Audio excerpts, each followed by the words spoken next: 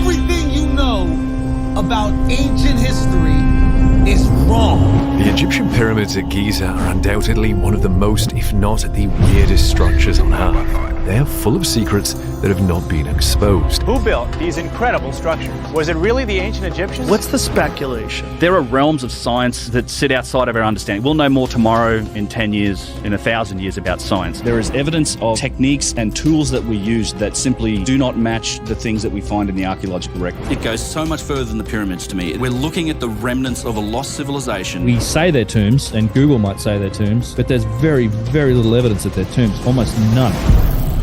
Everything you know about ancient history is wrong. What?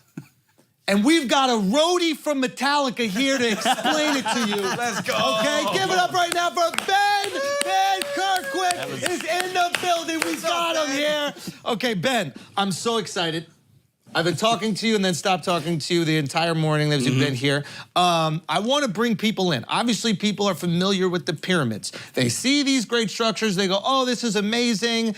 They've heard people say, oh, the aliens built them, etc. Can you just break down why the pyramids are so amazing outside of just the visual stimulus that we've all seen in postcards? Well, yeah, I mean, the reality of them is probably stranger and more interesting than anything people can think up in terms of fiction. It's just they're for the longest time have been not only like the tallest man-made structure, but they've been some of the most precisely man-made structures we've ever accomplished. Like we didn't, it wasn't until like the 1700s that we even developed enough precision to be able to define just how accurately those things are aligned to things like True North. We're still discovering crazy coincidences about them in terms of, you know, they're encoding these fundamentals of nature. The Great Pyramids, I can talk about it a bit. It's a scale model of the Northern Hemisphere. It's just What do you mean by that? well, there's. Let's break down some of the precision. Sure. So the Great Pyramid. Mostly that's the one that's been studied. We actually haven't done a whole lot of studying on the other pyramids. It's something that's severely lacking. In fact, we've not even cleared off the bases of some of the other pyramids up at Giza. It's crazy. We still to this day haven't done that. But that pyramid itself, the Great Pyramid, the one that we all know and look at, the biggest one, it's aligned to True North within just, you know, a fraction of a degree off. I mean, we just don't build with that type of precision even today. In fact, the only building we made that was that precise was like an observatory in France. That was the first one we ever made that even came close to that degree of precision. They made that in the 1800s.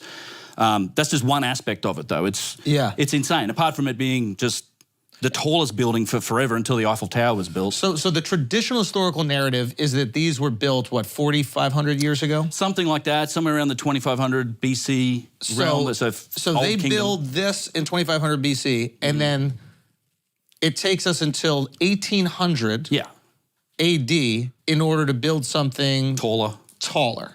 Yeah. Just taller, not even as precise. Yeah, nowhere near as precise. 4,000 years later, 4,500 years later, whatever it is. So you can understand why people start to question the historical narrative. Well, it falls apart under any rudimentary examination, just the logistics of trying to build that thing alone. So you have to, the way that there's very little evidence that actually ties it to the guy they say who built it. It's a guy named Khufu, who's like a pharaoh of the 4th dynasty, Old Kingdom. And he lived, they have to try and tie it to, well, because the whole story is like it's a tomb for him. So, you know, when he came to power, he probably said, we're going to build this thing as my tomb. So they had to get it done inside of his reign. Right. So that sort of pins it to like, well, 20 to 25 years. Okay. So you can break it down from there and say, well, it weighs like 5 million tons. No kidding. And it's like it's made up of around somewhere between 2 and 2.5 million blocks of stone weighing, you know, any of it like 2-3 tons, some of the big granite blocks on the inside weigh like 70-80 tons. It's insane.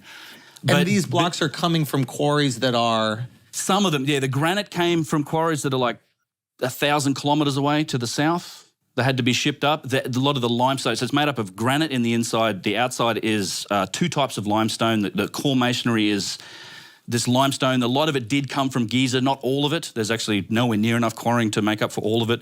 The Cairo area, and then the outside casing stone is something called Tura limestone. It's a very fine white version of limestone that came from a fair distance away. But you can break it down from there. So if you go, well, it's 25 years, 2.5 million blocks of stone, it basically means for 25 years, you have to be putting one block of stone in place, finished, shipped, carved, quarried, put in place every 5 minutes, every day for 25 years. 24/7. Nonstop. 24/7, nonstop. And now that No union hours. no union hours. Yeah. Overtime. Yeah, no breaks, no whatever it is. I mean, it's crazy. And that is only the pyramid. And you got to remember also, pyramids are part of a complex. There's 2 other pyramids there, and Well, then no. there's like 3 little. There's a bunch. Yeah, there was Life like 9 or pyramids. 10 there Yeah. originally. But there's just that one pyramid. It's not just when you build these pyramids that they're part of a complex, not the other pyramids, but they have a causeway. They have these, they call everything's a temple or ceremonial, but there's temples. There's years of work just in preparing the ground, the whole foundation of what's around the pyramid. I love going to Egypt and showing people.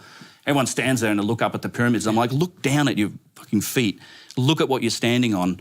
There's these massive floor tiles that have been put into the ground. Some of these things weigh up to like 200 tons.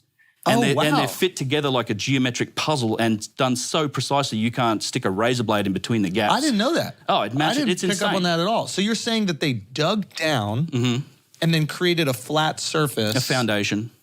and then tiled the foundation. Yeah, with these, but some of these, I mean, you're talking tiles this thick, some of them even bigger. In fact, the middle pyramid is even more impressive in that regard because it's built into a side of a hill, like it's literally a sloping hill. So they dug down on this side and they raised it up on this side. They made this flat platform for it. And it's just astonishing engineering. So you got to factor in, and of course, these types of projects, you don't just make it up as you go along, right? So how long does it take to design it, plan it, Yeah. put the plan, that's years. Doing the foundation work, that's probably years. You have to make sure there's enough stone to even achieve it. Just logistics is this massive problem. I actually would love to do the exercise of working backwards because we've done some experiments on things like, okay, using really primitive methods, which is what, you know, the mainstream guys say they used. It takes this long to cut stone.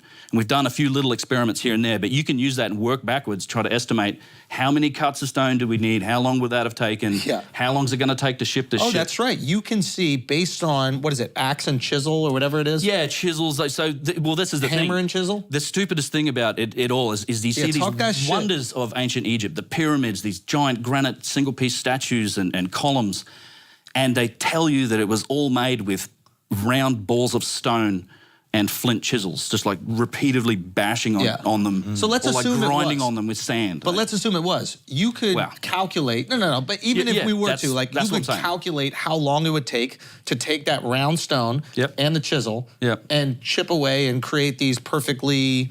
I don't. They're not even symmetrical, but like these perfectly shaped, Which blocks. you wouldn't even be able to get them perfectly symmetrical, but even, Right. Even as close, as close you to it could as you calculate could. how long it would take. Yeah. And have you tried to do that math? No, but it's on my list of things to do. In particular, I'm interested in like the granite as well because Why? that's Because the granite's so hard to cut. Granite's so hard. There's a few things involved in the granite. It's you know, they say, well, they grinded on it with sand and like Yeah. they get a copper bar. And we've done these experiments.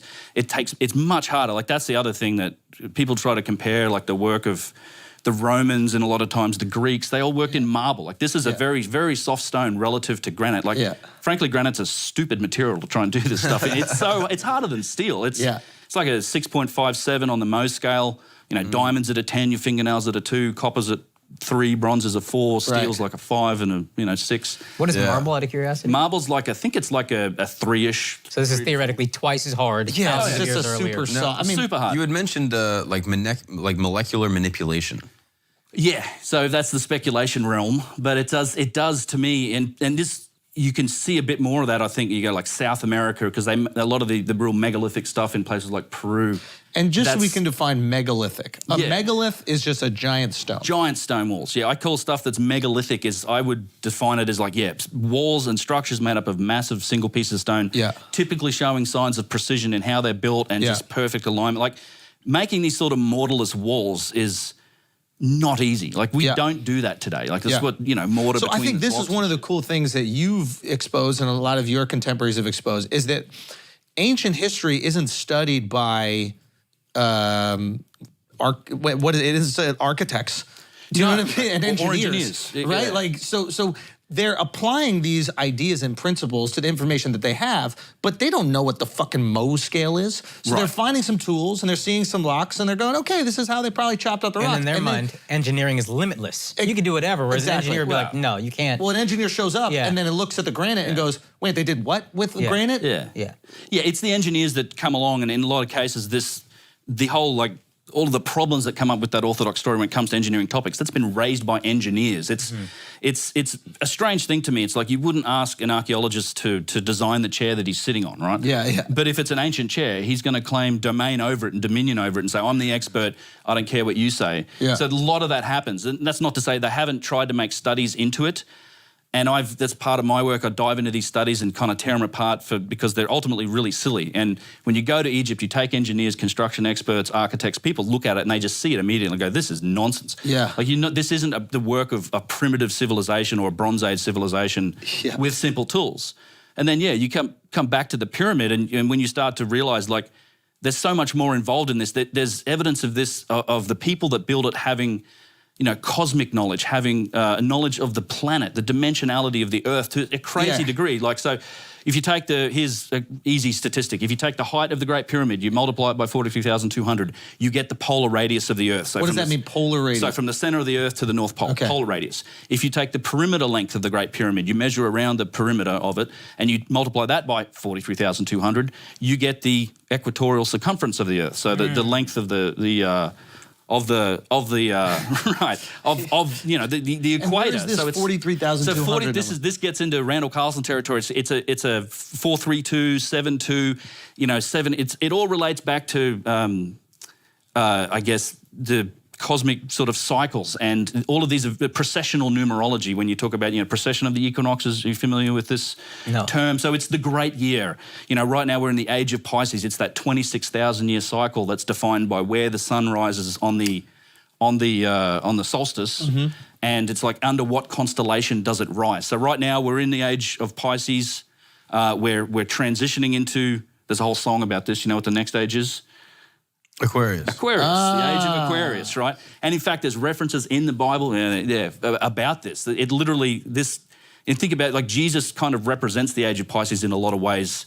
Oh, look at why they have the fish on the back cars, of the car? Yeah, they have the Jesus fish on the car. It's always a giggle because it's like, okay, it's Jesus, but you're actually, it's an analogy for the age of Pisces that we live in. And, he was, part of his disciples were a fisherman. He fed people with bread and fish. The age before Jesus, 2,000 years ago, was the age of Aries, the ram.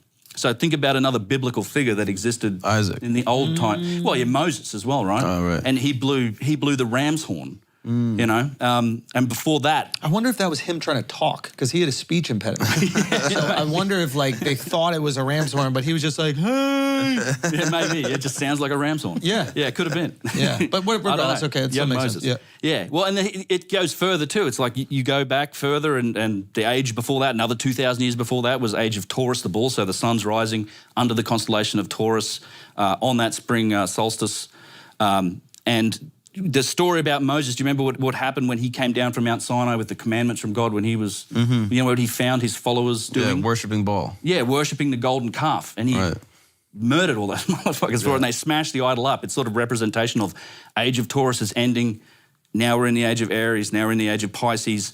And then there's a part in the Bible, I can't just going from memory, they're talking about Passover or the Last Supper, and one of Jesus' disciples asked him, what will we do without you, O Lord? Like, what happens when you're gone? He says, have no fear, go into town, find the man bearing a pitcher of water, follow him to his house, and there you will find sustenance. So, how is Aquarius described or shown? It's like a man bearing a pitcher of water, right? They're literally telling, so it's this cosmic knowledge that's encoded in these stories. Okay. And it's encoded in monuments like the pyramid. It's not, they even have knowledge of the pyramid. It encodes the specific shape of the Earth. By that, I mean the Earth being this oblate spheroid, right? We're a little bit fatter around the edge than we are around north-south, right? Because we spin. Yeah. So we're not a perfect sphere. That ratio, you'd call it the ratio of latitude to longitude. So if you take that grid of latitude and longitude, you spread it out on the planet, you go down to 1/4 of 1 degree, and you measure it, so it's a little bit further sort of east-west than it is north-south. That ratio of latitude to longitude is expressed in the pyramid. Oh. Because it sits on something, I talked about the foundation, it sits on the foundation called the socle. So it's like they call it, it's a cubit height. It's about this high, sticks out about this far. So it gives you two ways to measure the perimeter length, right? You can measure the base of the pyramid, or you can measure the base of the socle being slightly larger. And when you ratio or you compare those two numbers, it's longitude, latitude and longitude. And bear in mind that we couldn't figure out how to measure longitude accurately in our own civilization until the turn of the 19th century. I think that's when it was. James Cook's second voyage of discovery. We could not measure longitude to save ourselves until we developed chronometers and watches accurate enough to do so. And you're saying according to the traditional archaeologists 4,500 years ago, and you believe probably much longer, they knew. Yeah. So if we're accepting, between longitude and latitude. They traditional, knew the shape of the Earth. Yeah. If we're accepting traditional archaeology, there's just all these crazy coincidences, and none of that. They had no idea that if you multiply, it's a longitude, and latitude. At that time, they just were not aware. They were not privy to this information. There's no proof to show that they were. They say it's a coincidence. All of these things, you keep coming up with them because there's other, there's some people make an argument that the speed of light is encoded in the damn thing. There's all these crazy golden ratios and metrics when you get into like the King's Chamber and the geometry of that. It relates back to the meter. There's so many interesting studies about it, but it's generally all described and hand-waved away as well. It's just coincidence. And it's like So you can basically, find this stuff and you analyze anything. You're approaching this, and like a lot of people in your position are going, these are a lot of coincidences. And it might be easier to look at these people who built the pyramids as a different group of people than the dynastic Egyptians that lived, 4,500 years ago. Exactly what I think. I think what we're looking at, and it goes so much further than the pyramids to me.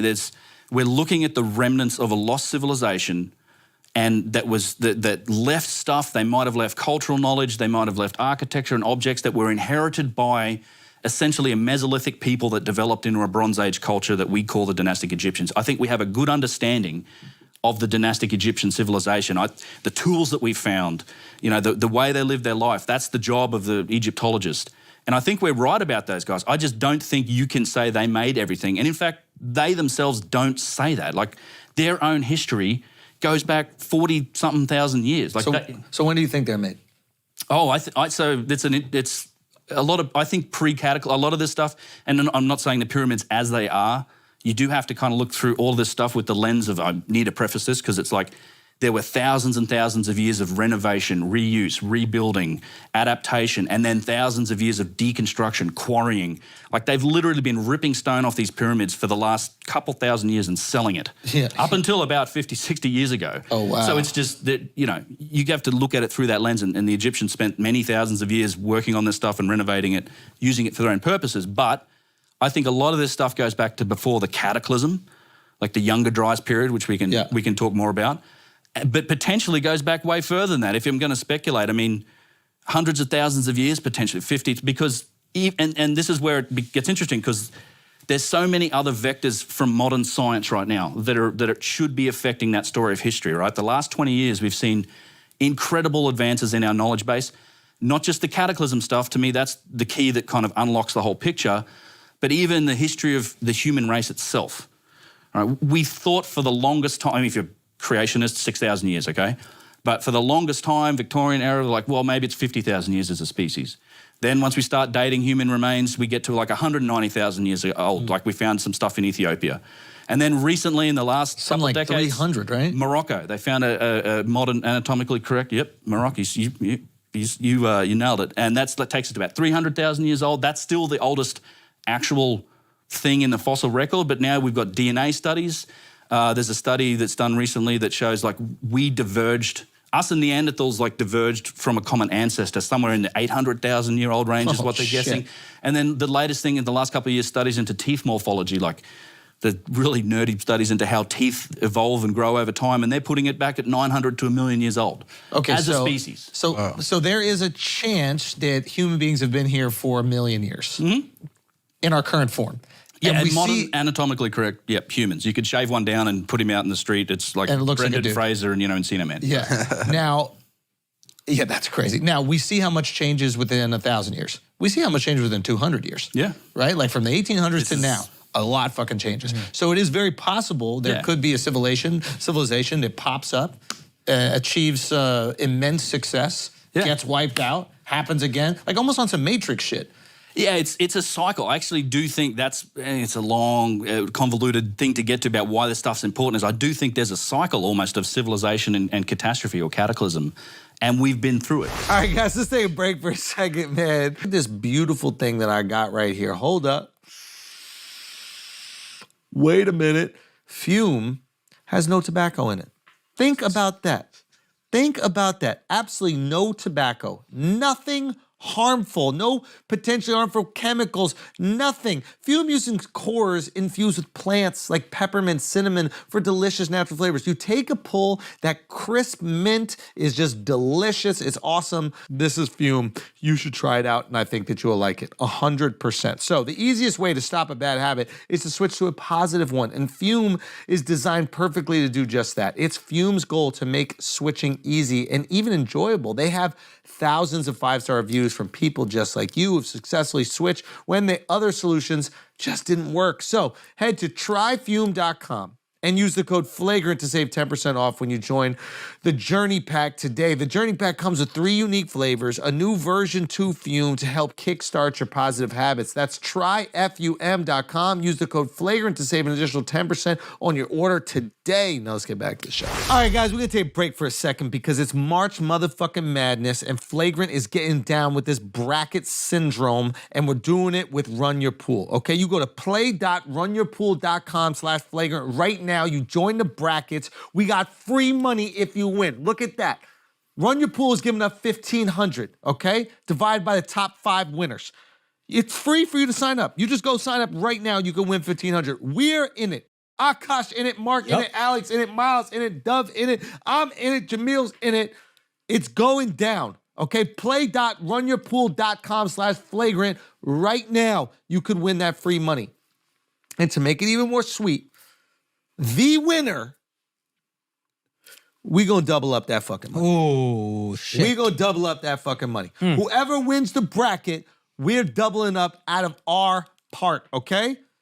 That's you. You go to play.runyourpool.com/flagrant. Sign up right now. Let's get into this March Madness action, okay? It's another pool. It costs you absolutely nothing, and you can win real bread. Now, if you're trying to gamble, okay?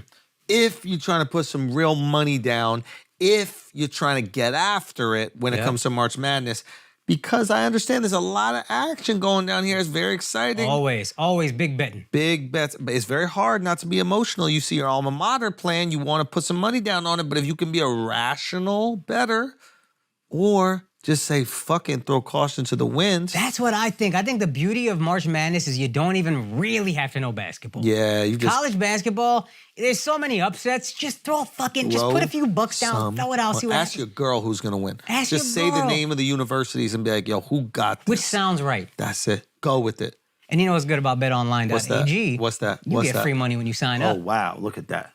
Look at that. They match your initial deposit up to $1,000 by 50%. That's right. So if you put in 1,000, you get 500 free bucks. Why not run that on some March Madness? Go get some money, boys. So you just explain, I think it was Robert Schoch had the theory about the Sphinx with water erosion. That's right. And I think that kind of begins this conversation about Younger Dryas, right? Isn't that like... it begins, it ties it back to an era that happens to coincide with the Younger Dryas, and also for that matter Atlantis and Solon's and Plato's story of the destruction of Atlantis. All of a sudden and the Solon. dates start lining They up. really do. It's amazing. So break this down. What is his theory? And So the great, we shouldn't forget the rest in peace John Anthony West. oh yeah, So yeah. he and Robert Schoch, he's the guy who invited Robert Schoch. John Anthony West looked at it at the Sphinx. So the Sphinx, it sits down at the end of there's a causeway connected to the middle pyramid complex. It's in this big enclosure. The Sphinx is not like a built thing. Like they carved down into the ground, and then they shaped it out of bedrock. It was originally what you would call a yardang. Yeah, it's a crazy name, but it's like this limestone outcropping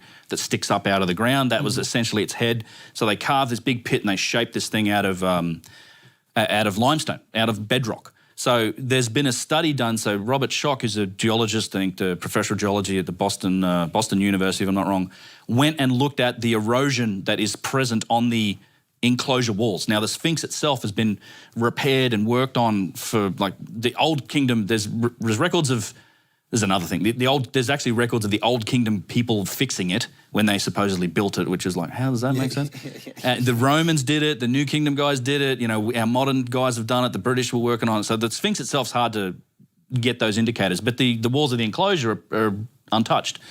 So he went in and studied it, and he's looking at these vertical fissures and going, that's rainfall erosion. But it takes a tremendous amount of rain to create these vertical fissures in the limestone. And remember, we were talking about the Sahara Desert. It doesn't rain a whole lot. I've seen it happen, but you're talking about like a lot of heavy rain, thousands of years of it. Now, studies of the climate and the history of the region, we know that takes us back to You see these types of 10,000 fissures BC. if you go to look at any of like the canyons in the United States of America, and I'm sure there's other places, but you see these cracks in the stone, and that's exactly how it was described to me. It was like, this is water erosion, sometimes heavy rain, or sometimes there'll be like water actually coming through the canyons, but these are these vertical cracks that exist in it. Fissures. Vertical fissures.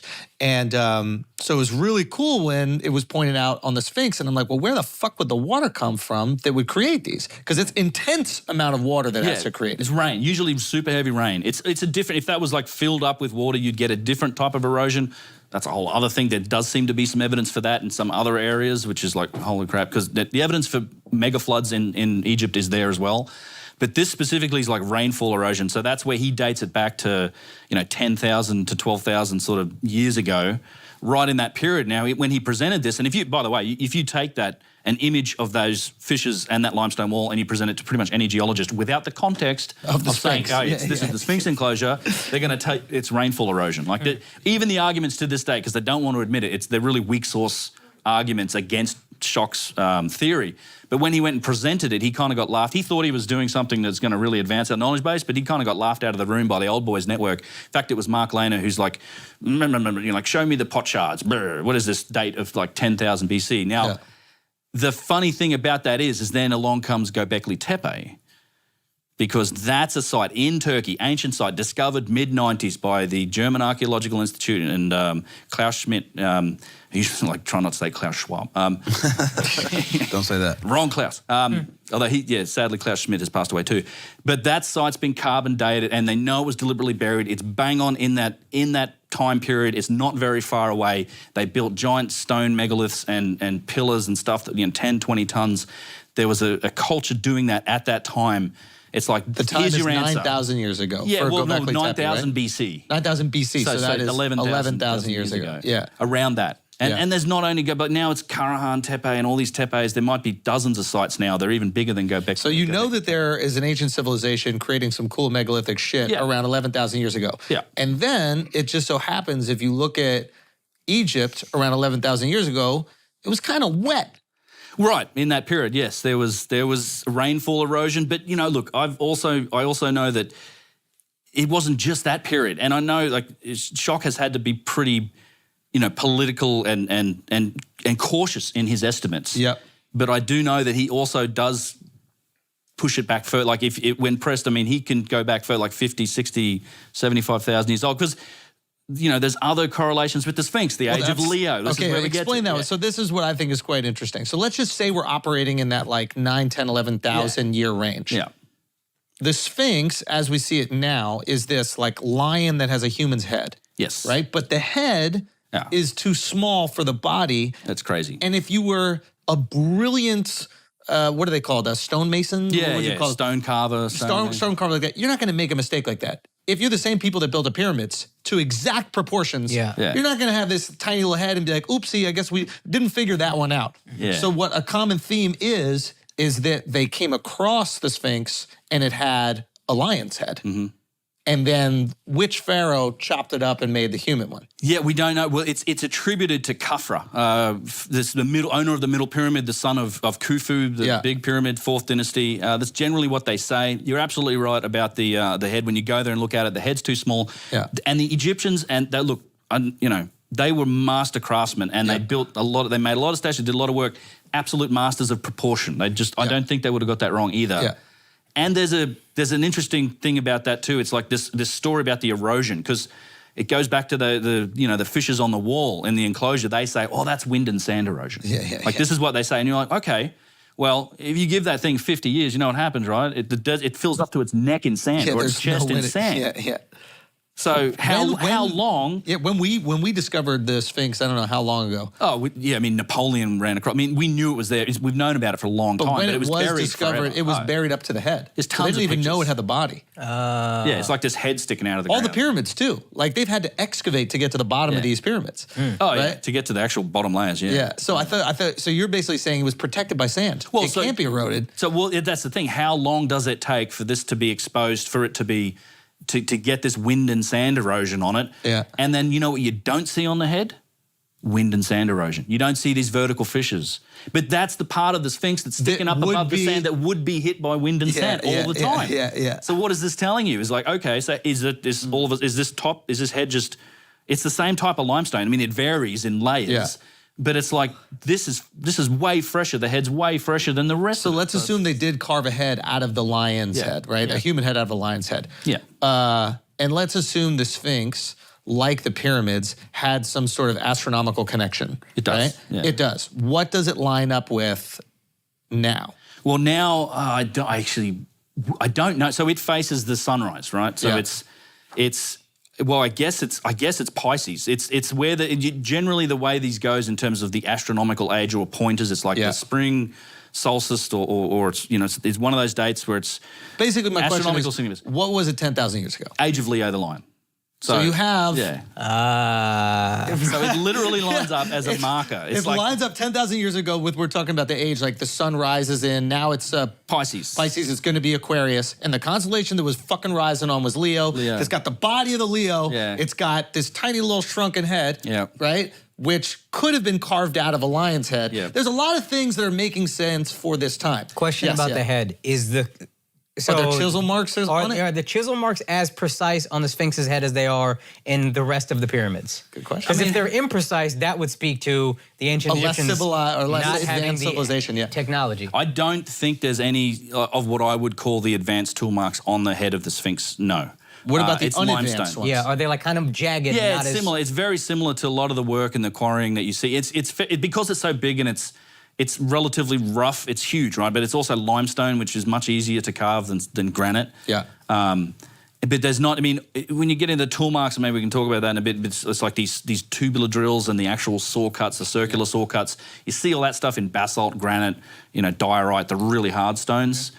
You don't see it as often in limestone. That was much easier to work. I do think it was very, very likely the dynastic Egyptians who recarved the head of the Sphinx. I 100%. And dynastic Egyptians, for everybody listening, that's 4,500 years. From the start, yeah, up until about 30 BC. So their civilization spanned a good 3,000 years thereabouts, like from 2500 to 30 3,000, BC. 2,500 to 30 BC with Cleopatra. Yeah. With the snake. Game over. Yeah, okay. game over. Okay. Now that takes us to the Younger Dryas. Right. So what the fuck is happening? Well, can you explain to people why an ice age isn't like the movie? I think the common perception Yeah. for humans is when it's an ice age, everything in the world is completely frozen over. Nothing can live except Right. the little squirrel with acorns. It's called the Ice Age. And it makes sense. We're in the fucking ice age. We're still in it. We're in an that's what blows my interglacial mind. period in an ice age right now. So if there's It's glaciers, 53 degrees in New York while we're filming this. yeah, Ice which age is actually fire. nice. Yeah, ice ages are great. Well, yeah, it's not snowball Earth. Like it's not this planet snowball idea. Millions and millions of years ago, there may have been periods like that. But no, ice age and the glacial maximum refers to like when we had the Laurentide, the Cordilleran, and the European glaciers. These 2 miles of ice that were sitting up on top of the northern hemisphere of the planet. It was generally colder, but there were plenty of temperate zones and even tropical So zones along essentially, the it's a equator. percentage of glacial ice Yeah. that qualifies a time period to be an ice age. They generally go on like the extent of the glaciers. And so we can see from, glacial till and the moraines and all of these geological features about how far the glaciers extended. We would have been buried under a couple of miles of ice right here back, in that period. But it's also, the sea levels were 400 feet lower because all that water's up on the land now and all that melts, sea levels rise, all that stuff. And so that abruptly ended. And so we've known, it's kind of interesting, it's all work that's happened in the last couple decades, really, that has really advanced our understanding of what occurred at the end of that last glacial maximum. Because it was violent. Like, that's the thing. It turns out it was tremendously violent. Like Again, so we understand this. The Younger Dryas is the Ice Age, or it is the violent time? the Younger Dryas is essentially the boundary between what we would call the Pleistocene, which was the glacial, like the end of the, like we would generally call it the Ice Age, but that's the glacial maximum, and the Holocene, which is the era we're in now. This nice warm weather that's been pretty stable for 10,000 years or so. Like that's where we live. It's the reason. So this is the It's the reason transition. why we've got a civilization. Got you. The Younger Dryas is the transition point between that, and it gets crazy wacky in terms of. So we're So kind of something happened 12,000 years ago. yeah, 12,800 years ago. It's a period between 12,800 years ago and 11,600 years ago. And if you go back, it's this tumultuous time. So we kind of have learnt this from ice core data. So we go and drill down in Antarctica and Greenland, and we drill down because right down into the ice and you extract these big tubes of ice because every year, the snowfall gets laid down on there and it's compacted, and you can do analysis on it and look at things like oxygen isotopes and determine temperature and accumulation of snow and all these different things about the past. So a similar thing almost like with trees and rings. Yeah, pretty much. You're doing that with ice. With ice, and you can go Gotcha. back hundreds of thousands of years. So what we've learned is that something happened. Like we're coming out of this more or less gentle, we're warming up from this, glacial maximum, but then all of a sudden it just goes boom down to these severe cold for 800 years, and then it's boom, jacked back up again by another event, and then it's this gentle warming thing that gets us up to more or less the temperature we have now. But there's this really violent period in between called the Younger Dryas. You go back further, there's ups and downs as well, but the other thing that correlates to the Younger Dryas is this extinction event. We've known about that forever, right? We've dug up mammoth bones and, saber-toothed tigers and American lions and short-faced bears, like all these giant animals. It's not the dinosaurs, but they were here. Animals that exist now. Animals that were here, but only some 12 to 13,000 years ago. So it's the megafauna extinction. Think about the mammoths. Like some What is people a get megafauna for the people? Well, megafauna is like any mammal or large animal with a body weight, I think, over 40 kilograms, So a woolly 80 mammoth. pounds. Yeah, Humans? woolly mammoth. We are megafauna. Yeah. Oh, us too. Me in particular. 100 pounds, 40 Oh, kilograms, wow, about 100 pounds. wow. Definitely megafauna. So that's 80 pounds-ish, something, 90 pounds, something like that.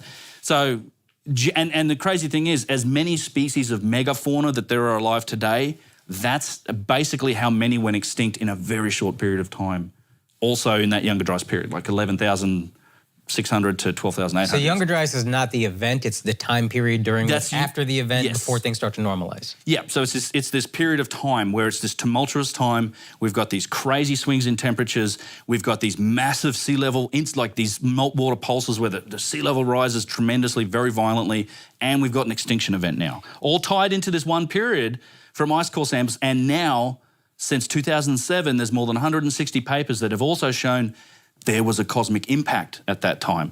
So digging in that layer, so in that same layer in the dirt, you dig down in the strata layers, you can date all that stuff, where those megafauna bones are, a lot of the extinction bones at that same layer, that's where we find what you call impact proxy, so shock synthesized nanodiamonds. What does that mean? So it's basically the impact, and it's the byproducts of extreme heat and pressure, and like soot layers and carbon and like all of these different indicators of basically cosmic impacts, like these gigantic explosions. So this is what the Carolina Bays thing is. Well, the Carolina Bays may or may not. It seems like it ties into this event, but no. Let's not go there then. Yeah, it's like a fallout. It's almost like splash damage. It's Carolina Bays is just a byproduct almost of a big cosmic impact. This is like the same. This is like just unimaginably violent events. These cosmic, either it's airbursts or it's huge impacts of stuff that's like a mile, 2 mile wide, coming in at 40,000 kilometers a second kind of thing. And just pounding into the earth, and then it creates these tellers, these microscopic telltale signatures like magnetic carbon spherules, shock synthesized nanodiamonds. There's a whole list of them. There's all these a lot of these scientific papers that have now figured that out. Evidence of impact. They call it impact proxies. Yeah, so Gotcha. it's the thing we don't quite have are craters. Now that's stuff that Randall is working on, but you've got to also imagine some of these impacts. They might not have all been impacts. They might have been airbursts. There was a good. There What was is a- an airburst? Sorry. So it's where it blows up before it hits the ground. Kind of so what we see now with like shooting stars and stars. stuff like that. Yeah, there was a big one in Tunguska in Siberia. Yeah, that's the Russian one. Yeah, the Russian one. And But isn't that impact though? That's No, it that's was an real impact. airburst. It was an airburst. But and I it, thought it that flattened a giant area. It was only a tiny little rock compared to what we would. So it flattened an area despite it being an airburst. Oh yeah, think of like a big bomb going off. It's just a shockwave comes down and just goes. Oh, maybe we Massive can even get problems. a picture up of that to show it because it Tunguska? still hasn't Yeah. even recovered. Yeah, in Siberia, right. Well, there's pictures of all these just trees locked down by matchsticks, but you know, like acres and acres of it. Yeah, Tunguska. So some people go, well, where are the craters if there's this massive impact? And what you're saying is that you don't need a crater in order for the impact to have extreme damage. Well, that's right. So you might have some remnant. It could have been an airburst. A lot of people mistake the research. The latest research really shows it was a series of impacts. It was or airburst. It wasn't just like one big one. There was a whole range of them. Yep. It's like an asteroid belt almost. It was actually a disintegrating comet. This is a funny thing. So it's a comet Enki. Now this came into our solar system a long time ago. It's been broken up. There's actually it's formed what's a meteor stream. It runs around the sun and loops out. And we cross through it twice a year. It's the Taurid meteor stream. I think it's like June and October. So we sort of cross over it twice, right? I think Graham talked about it Yeah. in his series. He does. And it's like, we don't know if there's large chunks still in this. Like we do run into this same period, and there's a lot related to that time period in October. The Chicago fires of I think it's like 18 or 19 something. The Great Chicago Fire? The Great Chicago Fire Was started by a comet? It may have been an airburst, or it might have been a remnant, or even a gas bubble that came in from something. Because it also on the same day you had the Peshtigo forest fire, which was like I think in southern Canada or somewhere like that. It's one of the craziest stories you'll ever hear because this huge area in the same time frame, there's massive fire spread like it's unimaginable conflagration, as well as what happened in Chicago, all in that same time period, the same time period when Tunguska hit, that same time of year when we're crossing this meteor stream.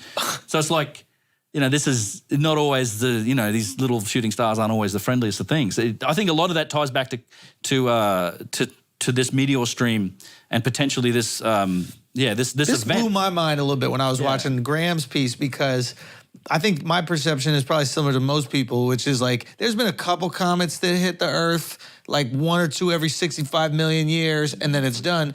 And then Mark showed me this picture of all the comets that have hit the Earth, right? He just sends me the picture. He goes, hey, look at this. And then I look and I go, wow, that's a lot of comets. And then on the bottom of the picture goes, since 1994. Yeah. I thought this was all that ever hit it. So, and I think it was, I don't know if it was you, but I know Rogan was messaging me about this too. Yeah, here's a picture. 1994 to Ball-out 2013. Just in 2013. What, 19 So- years? That's crazy. So, and then Rogan said this as well to me. He's like, yeah, we're in a shooting gallery. And Cosmic shooting gallery. it's better we don't think about things like this, by the way. True. It's Yeah, better yeah. we assume it's just a big one hits and then like, okay, that's why there's that little hole near Cancun and then the dinosaurs go Same away one. and then we're back to normal. Yeah. It's better for the average person because I don't recycle as it is now. But if you It told doesn't me it's matter. possible that next year we're going to get hit by some big shit, I'm not recycling ever. I'm not going to do a single good thing for the environment. Yeah, I Like, was forget thinking it. that. Like, dude, these political arguments we have, like, how many genders are there? Have a million. Who gives a fuck? Yeah, it's over. We're gonna die in It's 4 days over, anyway. baby. Yeah. Okay. Okay, so this is happening between 12 and 11,006. 11,000 years ago. So that's the Younger Dryas period, right? So, and that's the true key to me that unlocks the story of civilization. Because if that event happened today to us, our civilization is gone.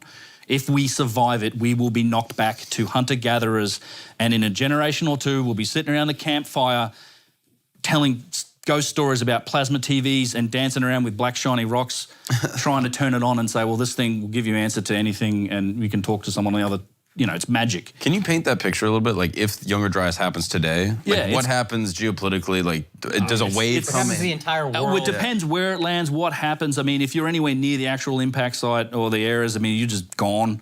Every building Oh, gone. done. I mean, if you're anywhere Incinerated. near it, just instantly disintegrated. The entire planet?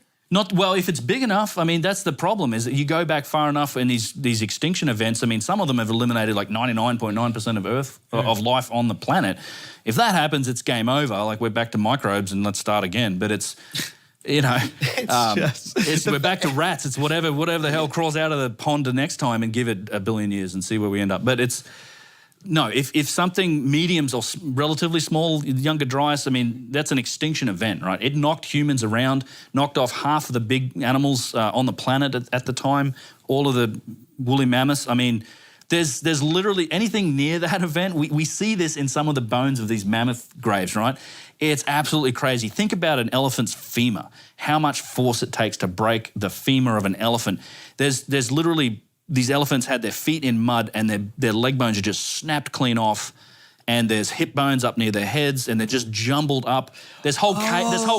I get what you're saying. You're basically looking at this skeleton, and you've never seen an elephant skeleton being absolutely destroyed like this. Destroyed. And there isn't an animal big enough that's alive that's going to do it. It's not like there's some King Kong that's running around snapping elephant legs, right? Yeah, It has to be, they're either falling off a cliff.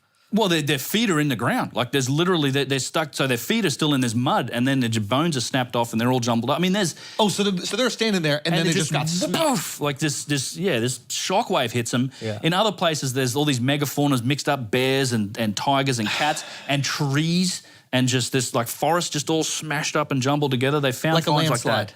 Like a landslide, but it's much more violent. Like it's essentially, I think what you're looking at is these things were hit by a shockwave as a result of this. Now, painting the picture, if it hits anywhere near an ocean or if it lands in an ocean, tsunamis. Like so you have these giant tsunamis moving at the speed of sound that might be half a mile high or whatever. It's just going to water destroys everything, knocks out all the cities. You probably have. I mean, forget electricity and grids and stuff. I actually think this is why some governments around the world are making these giant underground bases, which may have also been what happened in the past. Because that's what happened in Turkey, right?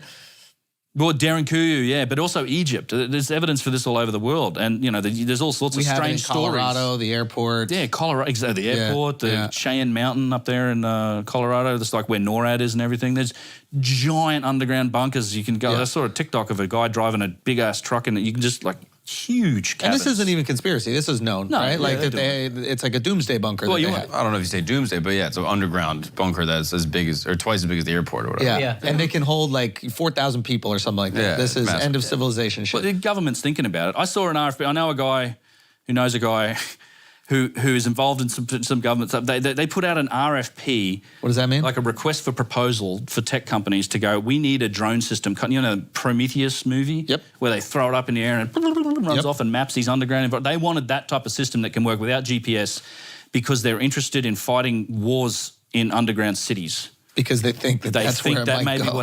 Where it might go in the future, so they're trying to prepare Crazy for they're tech. thinking about war even after a mass extinction event. I mean, that's us, man. If there's an extinction level event, there's going to be violence followed very quickly. Yeah, It's that's the the last time of it us. survives. Yeah. So you would love a series about this. It depends where you are on the planet and if you how your luck holds wherever you are. I mean, What were you saying about the Turkey thing or? Derinkuyu? Yeah. Well, so there's evidence for underground cities, ancient underground cities as well. Yeah, And all over. Yeah, I think so. Definitely places like Cappadocia and Derinkuyu in Turkey, they could have held hundreds of thousands of people. Have you seen any of these? No. This is incredible. Yeah. So they basically carve cities out underground with access to air. Yep. And water. And There's water underground as well. rivers. So they knew where the crazy. river was and the water line was. That's so you crazy. have everything you need, but And that speaks to being very advanced. 100%. Underground city, and we know where the water is, you know how to access the water. And how many people could they hold? Well, Derinkuyu, I'm pretty sure was the figures. I think Look at that. That's only a tiny part of it. I think like an ant it colony. could have been 100. I've heard up to like hundreds of thousands of people. Certainly more than 50,000 people. But same thing in Egypt, and there's rumours of this stuff all over the place. I mean, there's giant underground networks of tunnels underneath Saqqara, I think underneath Giza, all over Egypt.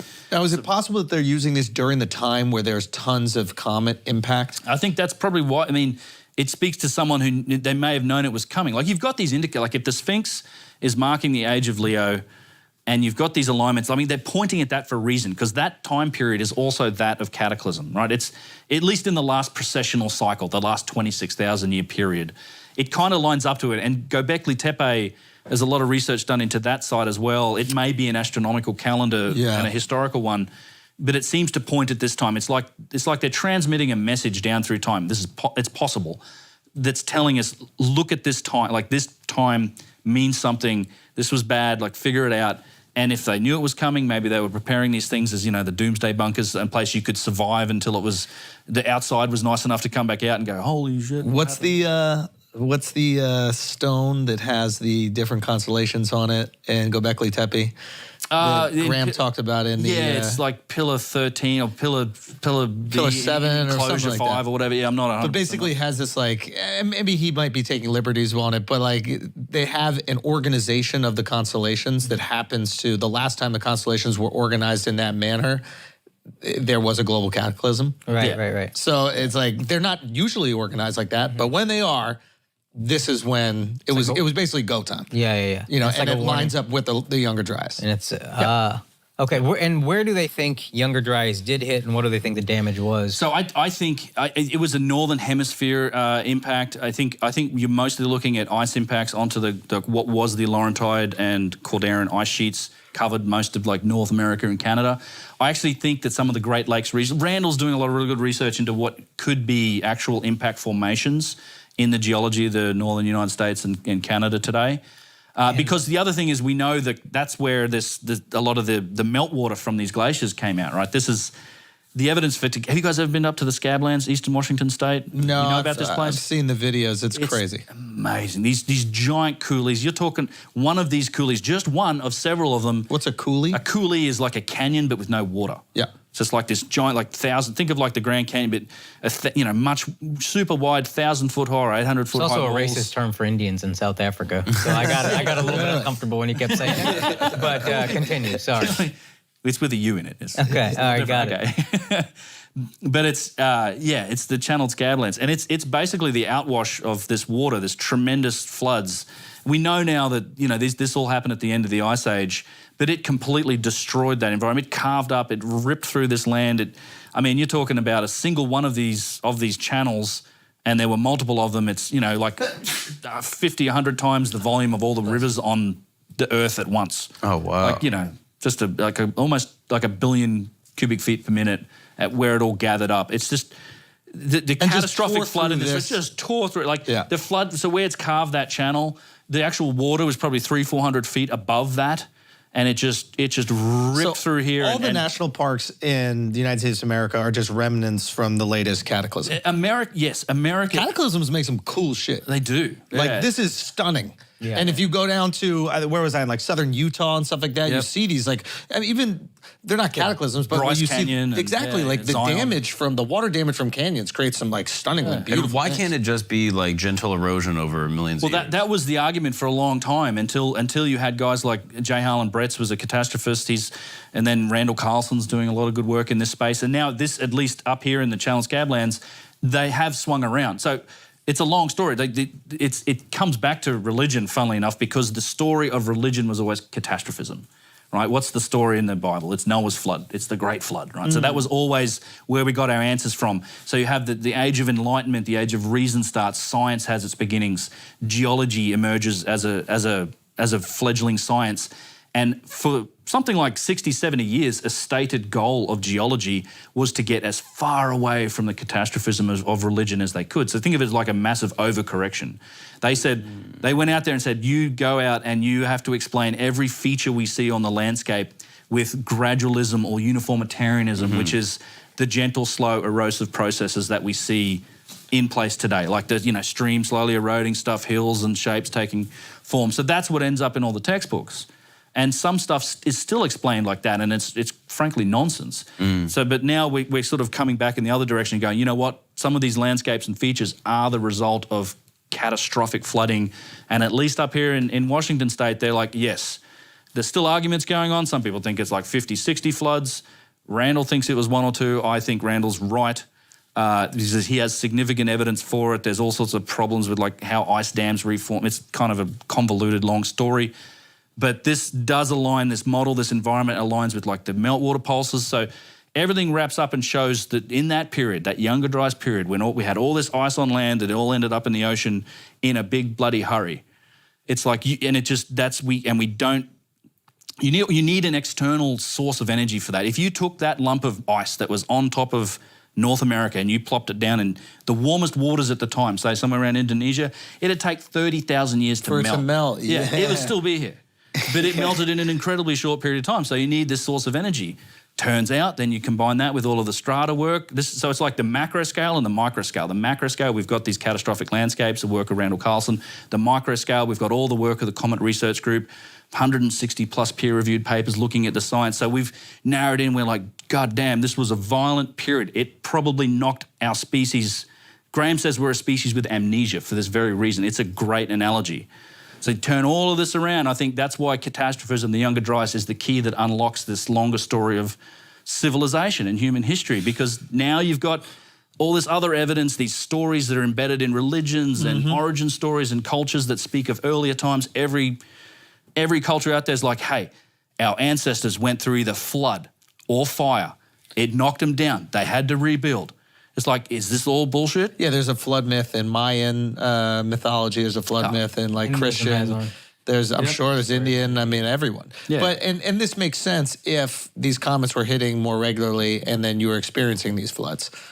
Dude, I think some of these tales include basic eyewitness accounts of these floods. If you go to the other vectors directory on there, you can pull up a few. The Mahabharata literally talks about swarms of meteors coming out of the sky. Revelation 8 and 9.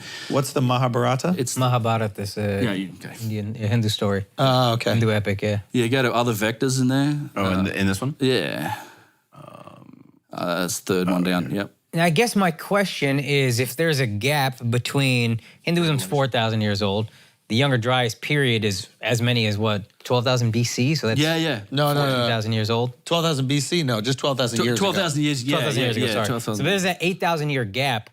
How does that story hold up for 8,000 years? If theoretically we went back to, and I'm not saying this to pick at you, I'm just curious, No, and I'm sure you've thought this through.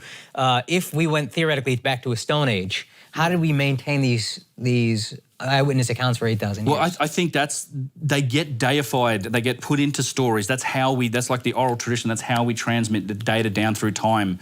Not only, I think, are there eyewitness accounts and stuff like this, I mean, Revelation 8, Mahabharata, all of these stories, that I think it's an oral tradition. And there's also evidence in all of these stories for celestial knowledge, for that same processional numerology I talked about.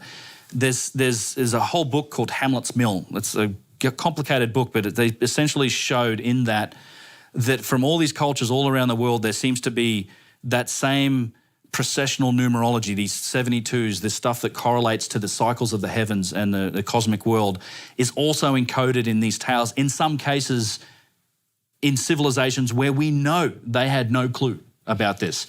All of it points to like a common ancestor, a common progenitor of this story. Yeah. I think that, I mean, like, to be fair, some of these things, the biblical flood, the flood of Moses, for example, might have been related to an event that happened called Burkle Crater, which was about 5,000, I think it was 5,000 BC or 5,000 years ago. There may be smaller events that have generated floods. Like, this isn't the only impact. Like, Burkle Crater was it would have flooded the Middle East right around the right sort of time. It landed in the Indian Ocean. 800-foot tsunamis hit Madagascar and the coast of Western Australia. Yeah, I probably fucked India up too. Yeah, It would have washed up north, yeah. Yeah. So I think that a lot of this stuff gets transmitted down through time with oral traditions, and it gets put into these stories and characters and deified because that's how we retain that data and transmit it down through time. And what was the timeline of the pyramids, the Great Pyramids, and the Younger Dryas? Well, I mean, they're not. If you ask the Orthodox Egyptologists, they're not related. Like Younger Dryas, 12,800 years old to like 11,600. Pyramids started about 4,500 years old, according to the mainstream story. So 2,500 BC. But it's possible that those pyramids could have been made 30,000 years ago. It could be, or at least the structure, the base of them, a form of them that was there. Like I said, you can't really. It's very difficult to distinguish what the dynastic Egyptians did to it. They probably worked on them, repaired them, maybe have done some of the work. We just don't know. That's part of the challenge of looking at this stuff. It's you have to factor in that a lot of it's been reused. And we have strong, strong evidence of that. And when it comes to things like statues, because it's not just the pyramids, you know. It's like I recently did a lot of work in looking at the precision that's evident in these vases that come from the earliest time. Yeah, this vase stuff is. Can you get up some of the go to vase vases. images? I mean, this It's a vase directory. this is mind-boggling, because really what you're trying to do is if your argument is that there was an ancient civilization with a much more sophisticated technology, you can prove that through artifacts that existed at the time that were beyond the scope of the technology that traditional archaeologists believe existed. Yeah. So if you have it's hammer and chisel, is that the term?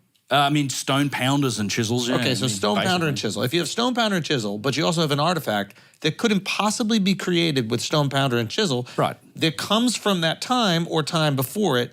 There either is another technology that is now long gone, right, or the timing is off on the pottery. Yeah, you've just summarized. Or not even pottery, the vase. So explain this vase thing. This blew my fucking mind. Yeah, so that's you did a great job summarizing it right there.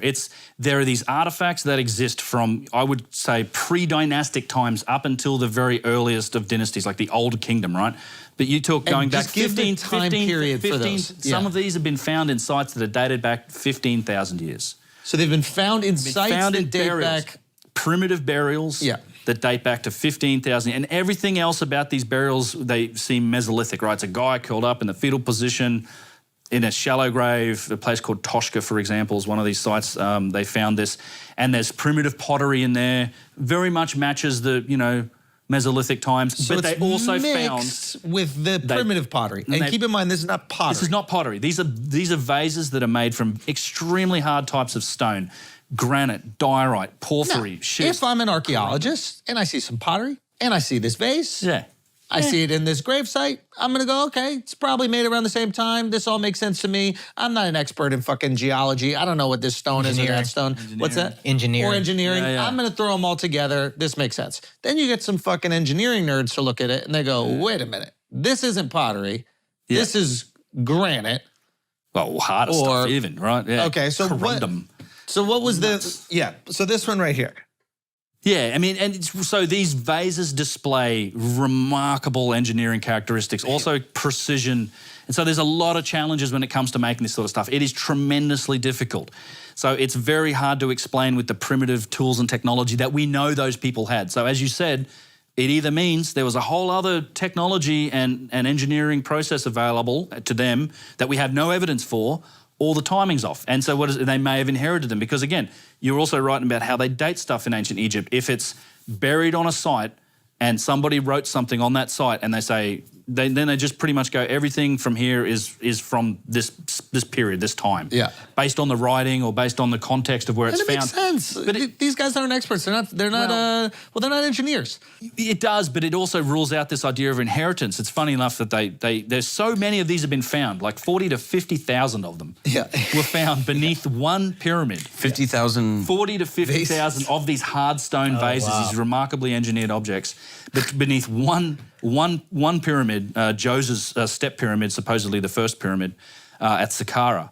And even then, the mainstream Egyptology has been forced to admit that, okay, most of these were probably inherited. Like, he didn't have them made. They have to admit that. And they say, well, they were probably first and second dynasty, which is also nonsense because they go back thousands and thousands of years before that. So but after that period, like the third and fourth dynasty, this is what's so important about these vases, I think, is that they kind of disappear from the record. Like, they don't keep making them. And why would you stop making something that was so prolific? So easy. And well, they make an inferior product after that, made out of alabaster. You can see it's all handmade. They're beautiful. There was a whole other industry. But doesn't have the not precision. remotely the same thing as these. Explain some of the precision, though. This is where it gets wild. This is crazy because then most of these are under lock and key. Look at that thing. This is Yeah. It's one of my favorites. mind-blowing. Okay. Yeah. So they're remarkable, right? Hard stone, very, very hard, harder than steel. Put it this way, some of these vases, there's even a corundum one, or a lot of them have like inclusions of corundum. That's a 9 on the Mohs scale. The only thing harder than that is diamond. a diamond. Wow. Is diamond. And It's 10. they've shaved it down with this level of precision. And symmetry. It can stand like it's standing on like a There's tip no of an egg. flat bottom. Right. Yeah. This is crazy. a rounded bottom, so the vase needs to be evenly distributed in the weight in order for it to stand like that. If I saw that today at a Crate and Barrel, I'd be like, how y'all do this? $1 million. Yeah. Well, dude, some of them on the market, they go for big money because there are people understand the value in it. And I think the ancients understood the value in it too. Well, that's why they're buried under the fucking thing. Like if you have They were 40,000 of treasures. them, they're treasures. And they knew that they were treasures, and that's why they took such good care of them. Yeah. So they knew that there was something different going on when these vases were made. And why that's were- why you find them all in the same place. Why were they never looted? Well, they in some places they were like that's. I think Joseph probably looted them from older tombs and buried them with him. And a lot of these were looted. Like he buried so many of them. I think a lot of them were smashed up. Probably had at some point when they were looting down there. At that point, the tomb raiders are like probably trying to break them, looking for like, are these full of gold? What the hell's in here? Like there's so many. Okay, and then now- some of these assholes would scratch their names into them with a chisel, and it's just horrible writing that's on a couple of them. It's like And that doesn't suddenly match. lacks the precision and all 100%. that stuff. So the precision is what's interesting. We've been able to eyeball these things. You can kind of look at them. No one yet, until just recently, has been able to actually analyze one of these things in detail. Now, I've put out a couple of videos recently about this, been working with some guys, professional metrologists who work in the aerospace industry, making like turbine blades and super high-end precision. Like these are guys that no shit professionals in this space. They have taken one of these vases that belongs to a guy, actually lives here in New York, in a private collector, because you can't get to these in a museum. They're not interested in studying the engineering of these things. But we got one of these pre-dynastic granite vases and we scanned it with a structured light scanner that scans it down to like the 1,000th of an inch, or for all the people out there that hate the imperial system that harass me all the time, 25 microns. No, or we don't less. do that shit. Yeah. Give us the inch stuff. 1,000th of an inch. I'm fine with that too. It's just, this is just nerds go crazy about this shit. But it's and the results are truly astonishing. What we found by analysing the scans of one of these vases, and it has to have been designed and manufactured with a system that is incredibly precise. They can get things down to 1,000th of an inch. Now, bear in mind the width of a human hair is between 2 and 3 thousandths of an inch. So you're talking about precision and levels of geometric sort of sophistication that's half the width of a human hair. What is down to 1,000th of an inch? Well, so what you do is, and if you go to Vase Scan, there's a directory the called photos, Vase Scan. or is it- oh, this it's is just pictures of the vase, but I've got a directory called Vase Scan.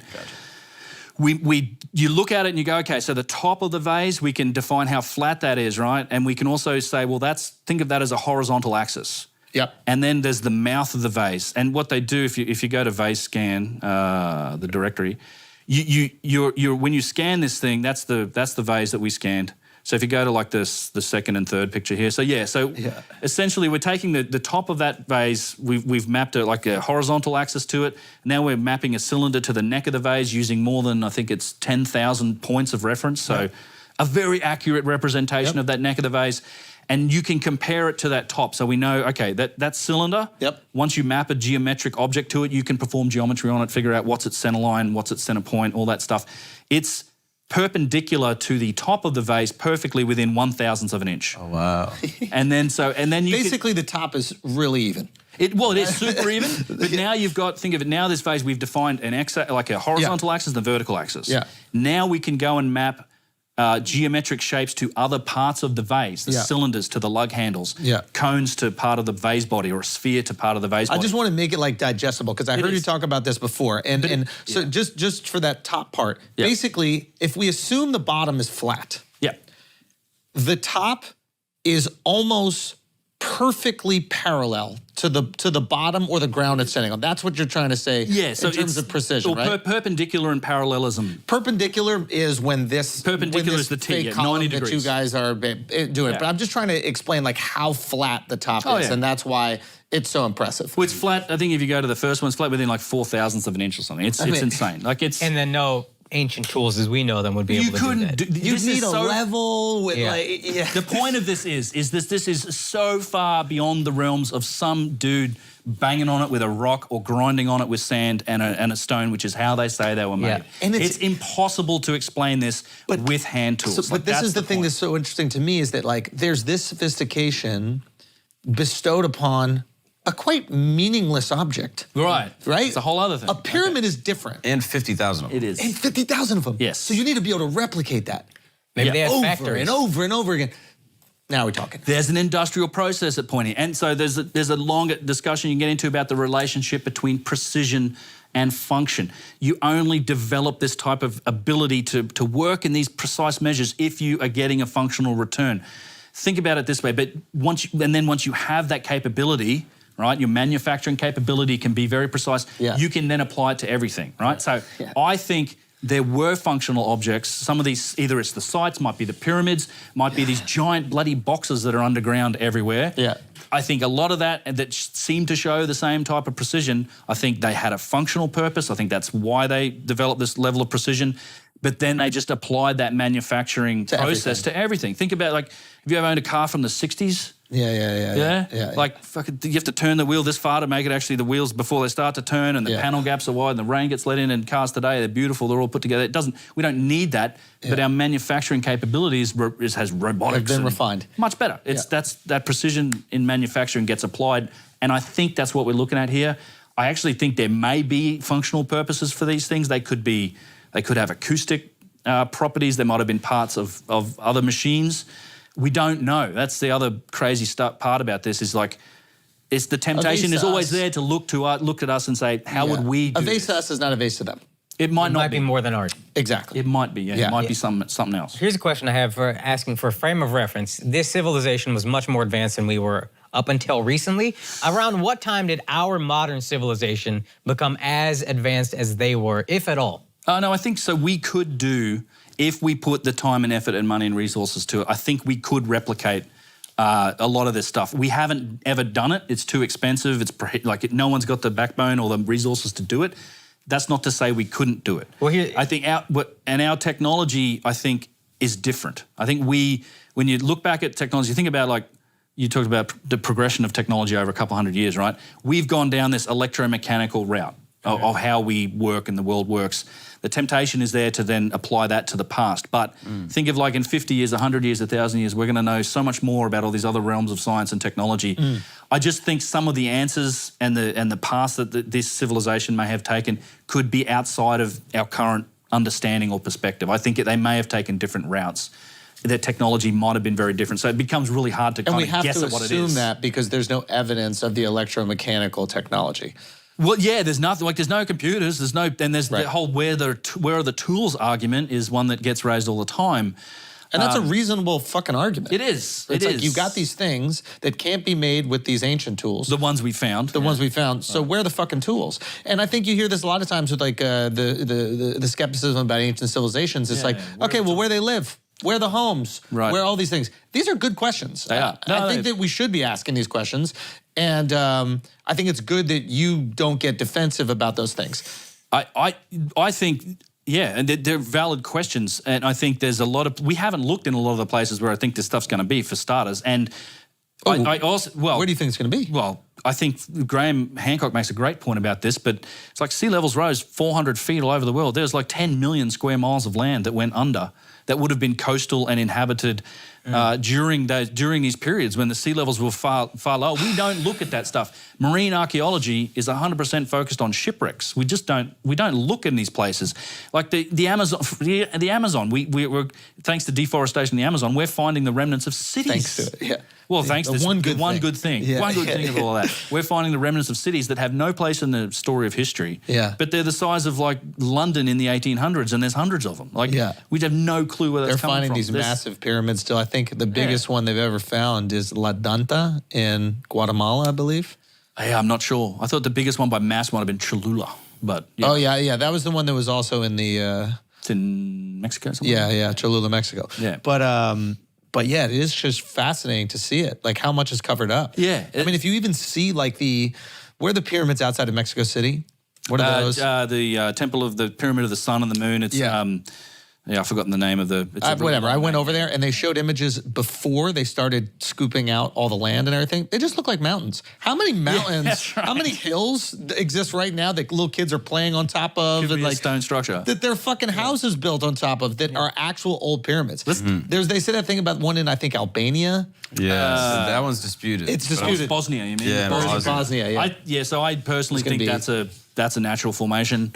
There's not to say that there's not tunnels. There are tunnels and structures in it, but Yeah. that one, you always see it from that one angle. And it just there's looks the one exactly like a picture. fucking Get on pyramid, Google yeah. Earth and spin around. You're like, oh, this Yeah, is just part that's of a the end mountain. of a mountain range. Yeah. But there are pyramids all over China. This exact like this. They literally have been deliberately planting over them since I mean, the 80s. dude, I mean, if you wanna- trees and hills now. It's just, but they're pyramids.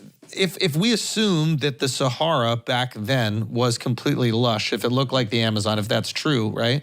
How many cities, pyramids, other megalithic structures are just covered in sand dunes?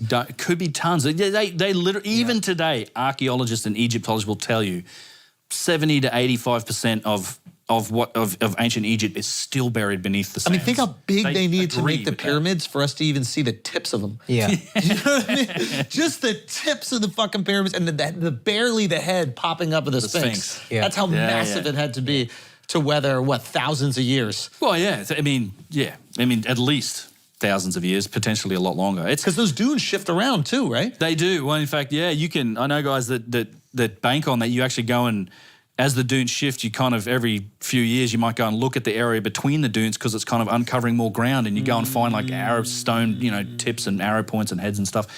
Yeah, so there's a lot of parts of the world we haven't looked. A lot of the areas there was a lot of devastation. I think it's hard to comprehend just how much. With the end of the Younger Dryas, like the sediment layers, like stuff might be buried at the bottom of the ocean under hundreds of feet of water, I mean, but under 200 200 feet of sediment as well. Which one is this one? That's the Pyramid of the Sun, I think. It's Teotihuacan, yeah. Teotihuacan. So this is the one in Mexico, Mexico City, right? Yep. I mean, cool. look at how it looked. Yeah, there's the Sphinx's head sticking out as well, yeah. I don't even believe in mountains anymore. Yeah, Like, might not be. It's crazy. Some people think there's a pyramid in Antarctica. Oh, you showed me that crater impact. We do know that there was a massive crater impact, right? Yeah. Yeah, probably many. Yeah. It's probably been tons over the years. Yeah. So I'm curious, why is the pyramid so significant? Why has it been replicated by every culture? I don't know. It's a very significant thing, though, isn't it? It seems to be. I mean, a lot of the arguments that that the mainstream uses is what they call it's like cultural coincidence, or it's like people all around the world solve the problem the same ways. I think Right. a lot of that's nonsense when it comes to megalithic building. It's like you're literally choosing the hardest and most difficult way to do Right. something. But like fire, The pyramids, every culture Yeah. develops fire. yeah, fire Around or the like same time. napping and making a spear. Like, Right, just- and that's all coincidence. that's not. Yeah, that's all we're solving this particular problem. Right. And what about I don't the think we wheel? can apply it to That this. happened around the world around the same time, right? Yeah, more or less, people got there. Yeah, I mean, it's just that's. I mean, just the pyramid invention over thing, time. like everybody developing a pyramid at the same time, doesn't really strike me as the most peculiar thing, because that's just how you would build something. Right? You can't build straight up. It falls over. It's also very difficult to build straight up. So we just build in this kind of like, what are they called? The step? Step mastaba. So it started the way they Yeah, that makes describe it. sense It's to like, me. well, we started by digging a hole and burying people in that, and then we started. You know what? We'll build a little mound over the top of the hole.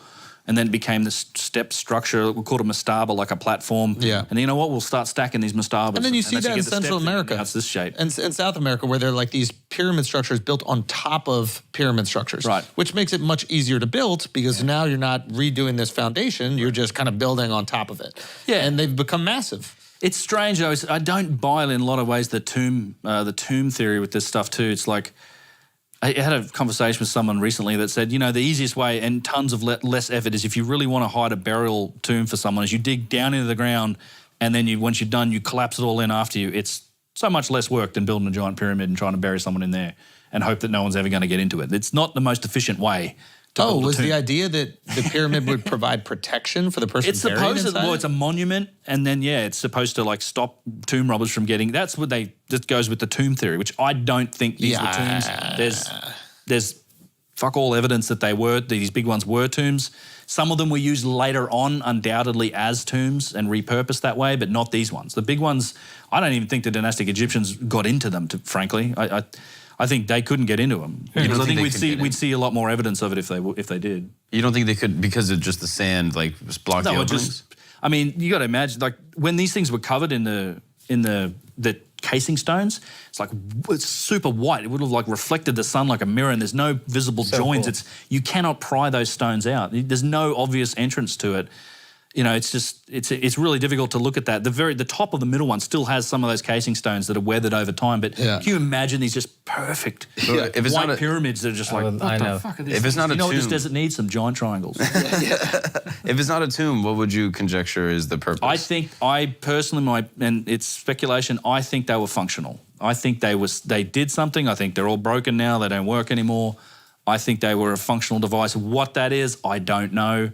There's lots of theories out there. A guy named Chris Dunn, a good friend of mine, a very good author, engineer. He's really has moved this whole field forward in a lot of ways when it comes to ancient precision and technology. Yeah. He has a theory that it's like the Giza power plant. It does explain, his theory does explain all of the elements of the pyramid. He used it to correctly predict what was behind Gatenbrink's door, which is one of those little things in one of the shafts in the Great Pyramid. Can you explain this to us? Yeah, so there's really weird aspects to the Great These are not the Great functional, by the way. Pyramid. These are your bracelets? Yeah. You like clang them together? And, Yeah. Oh, I Dynastic didn't- Egyptians not that functional. Exactly. Dynastic Egyptians did not get it, dude. Yeah. The ancient Civ ones Looks would've- great though. Yeah, they understand visuals for sure. Yeah. They did. Okay. Yeah, so Gatenbrink's door, well, there's these strange features in there, right? You've got So we're inside the Great Pyramid. So you go in, there's 3 chambers, right? Yeah. There's a subterranean chamber that's down way below it in the bedrock with a shaft that goes through the pyramid. Can we access that? Because I don't think I went inside. I don't know if I went no, down. So not unless you do like a special permission. Every time we rent it out for 2 hours, they open it up for us. and Oh, we go wow. in there. So if you go in on a tourist ticket, you can go into like the Grand Gallery and up into the King's Chamber. Yeah, that's that's- where most people go. Yeah. There's also a chamber below that called the Queen's Chamber.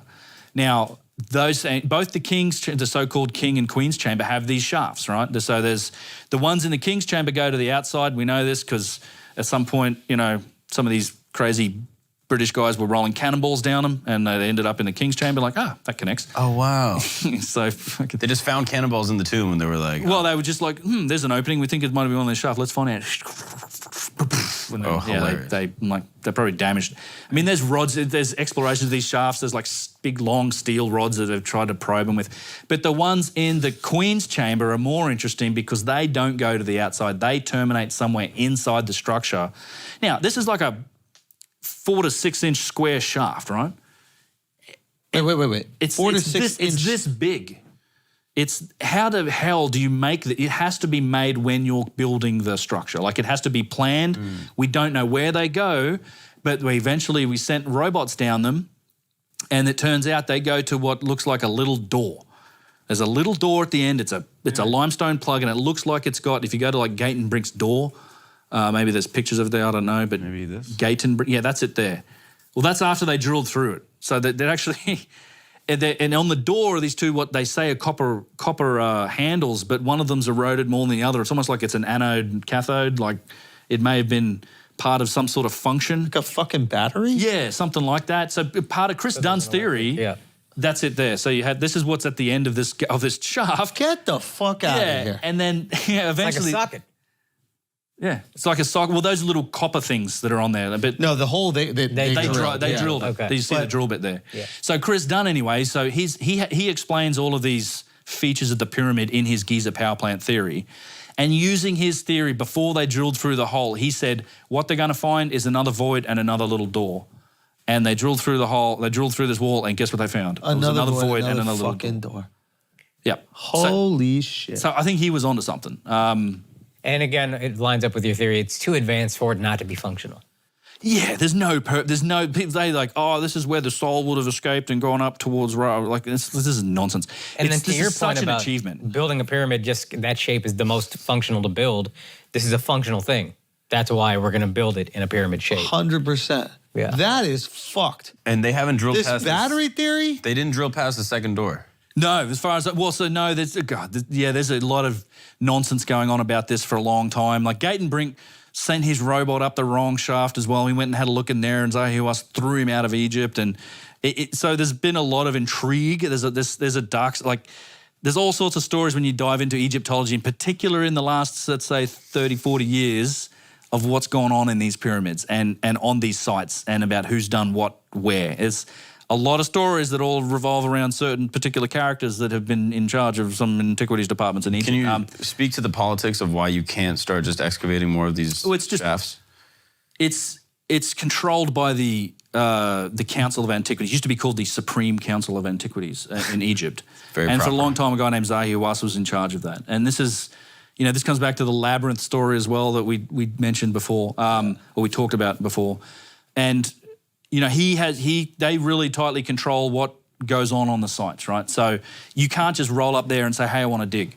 The way that works is you have to partner with the council to do anything. And part of that is also they will want to know what your purpose is, what are you trying to find, and then they get to control the release of information at the end of it. So typically what happens is you have institutions like universities from France or Belgium, Austria, America, wherever, Britain, they have access to a particular site to do research in a certain way, and then that information is very slowly released whenever the Egyptian authorities deem it necessary to do so. Why are they so protective of this theory of history? Because Why- it's science. why are they? Why are the people who are That's kind their of claim to fame, my boy. That's all they got. I guess, but to me, tango. science is constantly disproving other science. They don't give a fuck about science. They give a fuck about like, yo, we're Egyptian. These pyramids are fire. Everybody loves these pyramids. We made them. And if this dickhead comes over there and goes, nah, it was some other people 30,000 years ago. You just bumped in on it. They're like, man, shut the fuck up. I I'm not guess going to in- let you discredit our whole shit. I guess in my mind, they're still Egyptian, and it would still be like, yo, we survived motherfucking apocalypse. We came back. We're still here. There's a good argument to that. But I think they might look at it like, man, we didn't really do shit since Yeah. back in the day. It's not even necessarily Egyptian that's driving this too. It's kind of mainstream Egyptology and Also, yeah, they don't want to take archaeology. the L. And also, I'm sure there's a religious component, which is like, you know, if you're dating the world, Yeah.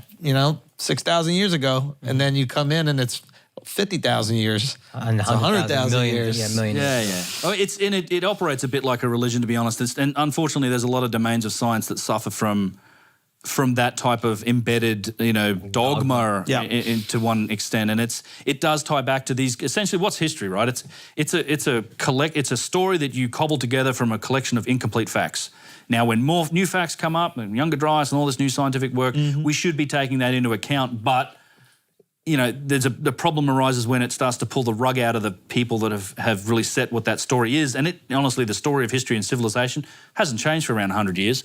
It still hasn't changed, even with Göbekli Tepe. We still say, well, civilization started 6,000 years ago with the Sumerians, then the Egyptians, and then the Greeks and Romans, Chinese, all this other stuff. Yeah. Is there a framework here for how this could be conducting energy and power and what that power would be used for? Chris Dunn's Giza power plant theory takes into account all of this stuff. I'm not an expert on it, but it has a lot to do with acoustics. The Grand Gallery has a bunch of these Helmholtz resonators in it. It's a really interesting theory. There's like different fluids and chemicals used in these shafts. There's a lot to it. And there's a lot of evidence for it as well. Like those shafts in the Queen's Chamber, for example, I mean, they don't even come out into the Queen's Chamber. They terminate like 6 inches from the wall. So there was a guy running around like literally tapping on the wall. He's like, oh, that sounds a bit different behind there. So what do they get? A sledgehammer and they bust the wall open. They find the shafts. Like there's nothing. And when they first found the Queen's Chamber, by the way, it was covered in like 6 inches of these crystals that may have been the byproduct of some sort of chemical reaction. And in fact, I've got in here, actually, I shouldn't have gone in there, but they've been doing these experiments. So they unlocked one of these gates. There's like a shaft and a little grotto area that goes in because there's this alcove in the Queen's Chamber, but you can go right into the masonry behind it and it opens up into a little grotto area. I crawled in there and I filmed, and you can still find chunks of this crystal and all these weird growths that are, because they cleaned it all up and carved it all off when they cleaned up the inside of the pyramid. But there's a lot of this weird evidence, like something else was going on. And what is his theory as to what this power could have been used for? Some form of energy. I don't know, some sort of microwave energy that they could have used if they had a receiver for it. They could have done it.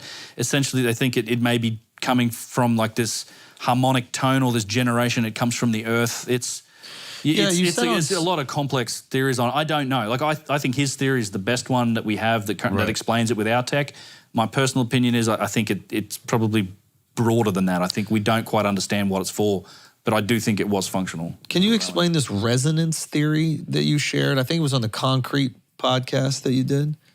Right. So, yeah, I mean, there's one thing you find when you go in, and you would have found this when you went into the King's Chamber, like it's insanely resonant, right? It's just like this, the acoustics in there are off the charts. Yeah.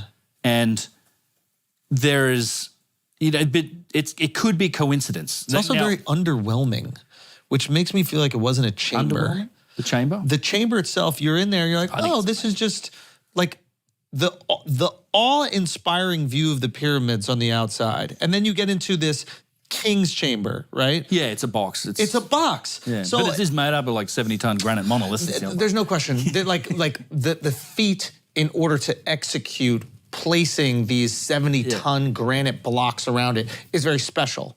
But when you look at the grandiosity of like the dynastic right. Egyptians, You're right. it's not reflected in this room in any way. And if that was the king's room, like for a king, then I think it'd be a little different. It makes way more sense to me that this is a power factory because that looks like the source of the power or the batteries hooked up or whatever it is. That to me makes way more sense.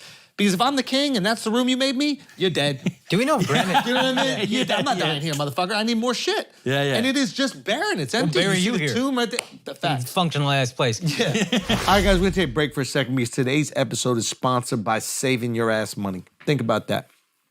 Think about that. You go buy something online.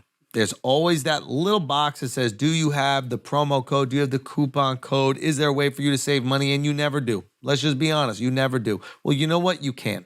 And you can without actually doing anything. Honey, okay, is a browser extension that's going to do it all for you. That's right. It scours the internet for all the coupon codes that are available for the thing that you need to buy. All you have to do is use it. It's free for you to use. All you have to do is use it and you save money on the things you're already gonna buy online. I don't even need to convince you to do this. You're gonna go buy a pair of sneakers, you use the Honey browser extension and then boom, you save some money if there's a coupon code out there. It is that simple. And also, Honey doesn't just work on desktops, it works on your iPhone too. Just activate it on Safari on your phone and save on the go. So if you don't already have Honey, you could be straight up missing out. And by getting it, you'll be doing yourself a solid and supporting this show. Get PayPal Honey for free at joinhoney.com/flagrant. That's joinhoney.com/flagrant. Now let's get back to the show. All right, guys, we're gonna take a break for a second because let's be honest, some of y'all dumbasses have probably gotten injured, hurt yourself, and you know what? You could have made a lot of money. You hurt yourself on a job. You hurt yourself because of the job's negligence. You hurt yourself because of someone driving in a stupid manner like Shifty. You hurt yourself for many different reasons, but it wasn't your fault. And you know what? You didn't get the money that you deserved, and Morgan & Morgan is gonna help make that happen. And you know what? They're not gonna even get paid unless they get you your money. Think about that. They're so confident if they take on your case that they're gonna get you breaded up, they could get you breaded up, that they don't even want money unless you make money. Think about that. Morgan & Morgan is America's largest injury firm. They have over 100 offices nationwide, more than 800 lawyers with over $15 billion recovered for clients. Morgan & Morgan has a proven track record fighting to get you full and fair compensation. Submitting an injury claim with Morgan & Morgan is so easy. It's more like using an app than hiring a lawyer, okay? You submit a claim with Morgan & Morgan, okay? It's basically like ordering takeout. That's how simple it is. Morgan & Morgan, you are gonna be taken care of. So if you're ever injured, you can check out Morgan & Morgan. Their fee is free unless they win. For more information, go to forthepeople.com/flagrant or dial pound law. That's pound 529 from your cell phone. That's for the people, FOR thepeople.com/flagrant or pound law, pound 529 from your cell. Now let's get back to the show. Do we know if granite has any functional properties that could be? Yeah, it's piezoelectric. It's a conductor. It's piezoelectric. If you hit it with enough pressure, it generates electricity. There's a lot of quartz content in the granite. I've done experiments with guys. We've actually seen different electrical conductivity properties between granite, basalt, and limestone. They have different properties. So you see these types of stones lined up and sites made of these different types of stones that have these different electromagnetic properties to them. I think there's possibilities. I think that's where we should be experimenting and doing work to try and figure it out. Does it make, is there evidence of cities close to every one of these pyramids? Because that makes sense that if it's the power plant for the city, right? But if they're just out there in the middle of nowhere and there's no city around it, then it doesn't, the power plant theory kind of like goes away. We don't know. The city's probably built on top of the remnants of older cities. I mean, you see this in Cusco and other places too. Yeah. I mean, so each of those pyramids, that's the interesting thing about those pyramid sites is that they are all, I call them like the Sun Belt. from each one, you can see the next one. So starting up at Abu Rawash, up on the hill, you can see Giza, then you can look down to see, you know, Abu Sir, to Saqqara, to Dashur, and you see each other on the horizon. So, I mean, I don't know, maybe they're all connected. There's been rumors of underground infrastructure in between these sites. I've heard that story. Get the fuck out of here. Yeah. Connecting all the... Potentially. I've heard that story. I don't Which know. would make sense functionally if you need to power the whole city or whatever. Yeah. So now, Connect them. something so monumental as the pyramids of Giza, and the fact that perhaps maybe other people built them and then they were discovered by new people, and then those people died out and discovered by new people. Why was it eventually just left so barren for so long? Well, it was used as a quarry. Eventually, it's like, you know what? You know what's easier than digging up stone from the ground? Taking the stone from this damn thing. And Like quarry, it's just for anybody listening, it's just a sourcing place for stone. Yeah, there were sources of quarries. People would just take stone from it. Like people lived like, up until about probably less than 100 years ago. People lived at these sites in Egypt, the temples, the pyramid places. Before they became these tourist attractions, people would like pitch their tents and they'd cut holes in the stone to tie the camels up. Donkeys or whatever, and they'd live there. Like, same as all the temples. People just live there, turn into markets. I mean, we blackened the ceilings of these temples from cook fires for generations. And then eventually the government came along and says, you know what, you guys get all the F out. We're going to turn these into tourist attractions. So in some ways, like we've inherited them, these sites today. We use them as tourist attractions. We've renovated them as Like tourist you attractions. would think that the Maybe neighborhood the Egyptians did the same thing. around the pyramids would be like Central Park property. You know what I mean? Like That was slums. it is not. Like there are people out there who probably live in like really like lower income homes that have a perfect view of the most amazing thing that humans have ever created. My buddy Yusuf, he lives in Nazlet El Samam, which is the village near the Sphinx entrance, and he's got his shop there, and his little balcony's on the 5th floor of this building, and we sit out there and play music or whatever and just stare right at the Sphinx and the pyramids. Like, that's the view he grew up with. It's insane. Wow. Yeah, it is cool. And they're trying to knock it all down now. The government wants to go in there want to build knock it all down. They hotels want and to do put all all this stuff. hotels. Yeah. But it is really interesting. So it must have been like so normalized to them that they wouldn't try to build around it. That's what's peculiar to me. You know, it's a roof over people's heads in a lot of places, and these, particularly the temples, man. They don't care, and they'd cut holes in it, and they'd take. A lot of people would scoop out. They'd get a blade and scoop out material and take it as some sort of, you know, healing powder or whatever. Or you're taking a piece from the gods and stuff like that. So right. But the people that actually built this, that how advanced they were, there's no necessarily like a theory as to why they went away or why they left or were they killed or. I don't know. I mean, the stories they tell was cataclysm. That's how all of these ancient stories come back to cataclysm. Not Younger Dryas for them, or maybe it was. We don't know. We don't know. We'll put it this way. So the Egyptians themselves, I don't think you can separate the dynastic Egyptians from the what you might call the builder culture, right? The advanced culture. The Egyptians themselves call themselves a legacy culture. So they describe 2 time periods before the dynastic civilization. The oldest one is called Zep Tepi. It's when the gods themselves walked to the earth. They had mystical capabilities. It went for like 25,000 years. Yeah, those were the gods that then get worshipped as gods in their pantheon. They supposedly walked the earth. This is Horus, Osiris. Yep. And then after they went away, for whatever reason, there's a time called Shemsu Hor, or the followers of Horus. Again, these semi-divine mystical beings with all of these crazy powers that you could interpret as magic or technology.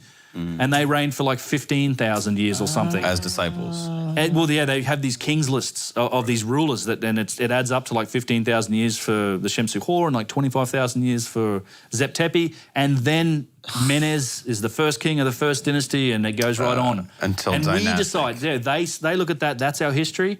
And it's our academics that decide, you know what, Menes, that's actually where the history starts, and before that's all myth. And the Egyptians themselves didn't make that distinction. Now let's assume there's a cataclysm. Yeah. Happens tomorrow, God forbid.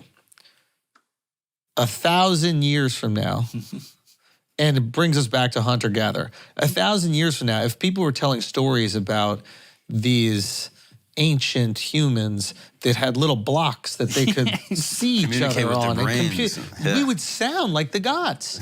You would. We would sound like the gods to people thousands of We could years from send now. messages to people across the planet in 1 second on a, just email. Through the air. And you know what? The idea of a satellite is so foreign. It literally seems like we're just sending messages. It's magic. We It's had magic, objects bro. in space that could track people at any point. You could have a self-automated weapon that would kill one person. Like a Yes. drone sounds like the craziest thing. The angry gods swords that would strike down Yeah. the wicked. Yeah, and you might even imitate it. You might find a black shiny rock and carve it to look like that and try and do it. And that's, I think, what's happened in ancient Egypt, because across these categories of artifacts and objects, you see like a tale of two industries. You have the advanced objects, and then you have the primitive objects that match the primitive tools. So I think there was a lot of imitation and replication going on. I think a lot of these places, like these ancient sites, the Old Kingdom sites, the pyramid sites, eventually became ceremonial sites by the ancient Egyptians. They were the ones dancing around the campfires trying to turn them on again, because they've got some cultural memory of something happening, of something working. It's oral story. We would do the same thing. It's human nature. How do we get this So thing this going is again? still Egyptians. I do, yeah, because look, I think some of the we haven't really talked about the statues. The statues are astonishing. There are statues. Oh, you bring up these statues. Yeah, go to like The giant precision of the objects. statues is Yeah. just unbelievable. There's a directory of the giant objects or statues is another one. But some of these statues have the same type of precision. We've analysed them for symmetry. They're absolutely not makeable by hand. They're very challenging, and some of them range up to the size of take the Statue of Liberty, just the lady, and imagine it's made out of one piece of granite. Like that's the size of these things, like 1,000 to Wait, what? 1,500 tons. Imagine this is granite. These statues. Yeah, they're all granite, single pieces of granite. I'm sorry, there are statues oh yeah, that are the same size as the Statue of Liberty? yeah, more than 1,000 tons. There's a directory. In height? Well, no, just the lady herself. Yeah, like 100 feet high. Yeah, it's insane. And where are they located in Egypt? So there's a bunch of them. I know of at least 3 or 4. Again, if you go the other directory of, I think it's Huge Objects, the third one down. There's some pictures of it. But you find them there's a place called, one of my favorites is at a place called the Ramesseum. And it's probably the biggest piece of one of these things is laying over on its side. That's it there. So you see the head there? You see the girl standing next to it?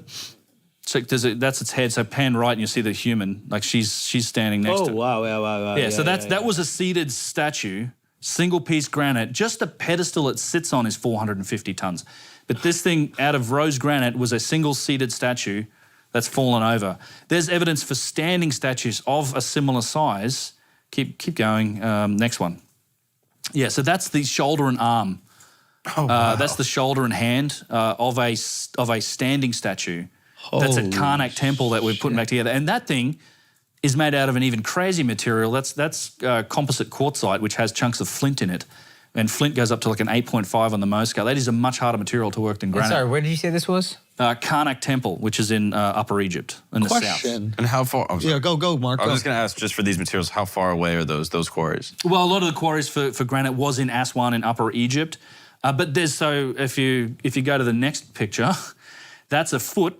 That's about the same size as the feet of the Statue of Liberty. You see the big toe? Now, that's made out of granite. And that's in the north of Egypt. That's at Tanis. That's more than 1,000 miles from the quarry for this stone. So they moved a piece of stone that's probably 1,500 tons from somewhere down 1,000 miles away, shipped it up to this place in the Delta, and then there was a giant statue made from it. Is it possible? Mental, but yeah. Is it possible that the reason why there's so much evidence of the granite statues is because those are the only ones that made it? I think they're so high on the Mohs scale that they weren't absolutely disintegrated. Yeah. Like a limestone statue would be potentially over thousands of years of erosion. Yeah, I think so. Well, granite, if you're going to make something that you want to last, you make it out of granite. Or you make it out of this tough stuff like this. So it's possible they also worked with limestone. They worked with other things. Yeah, Those are just gone. I think so.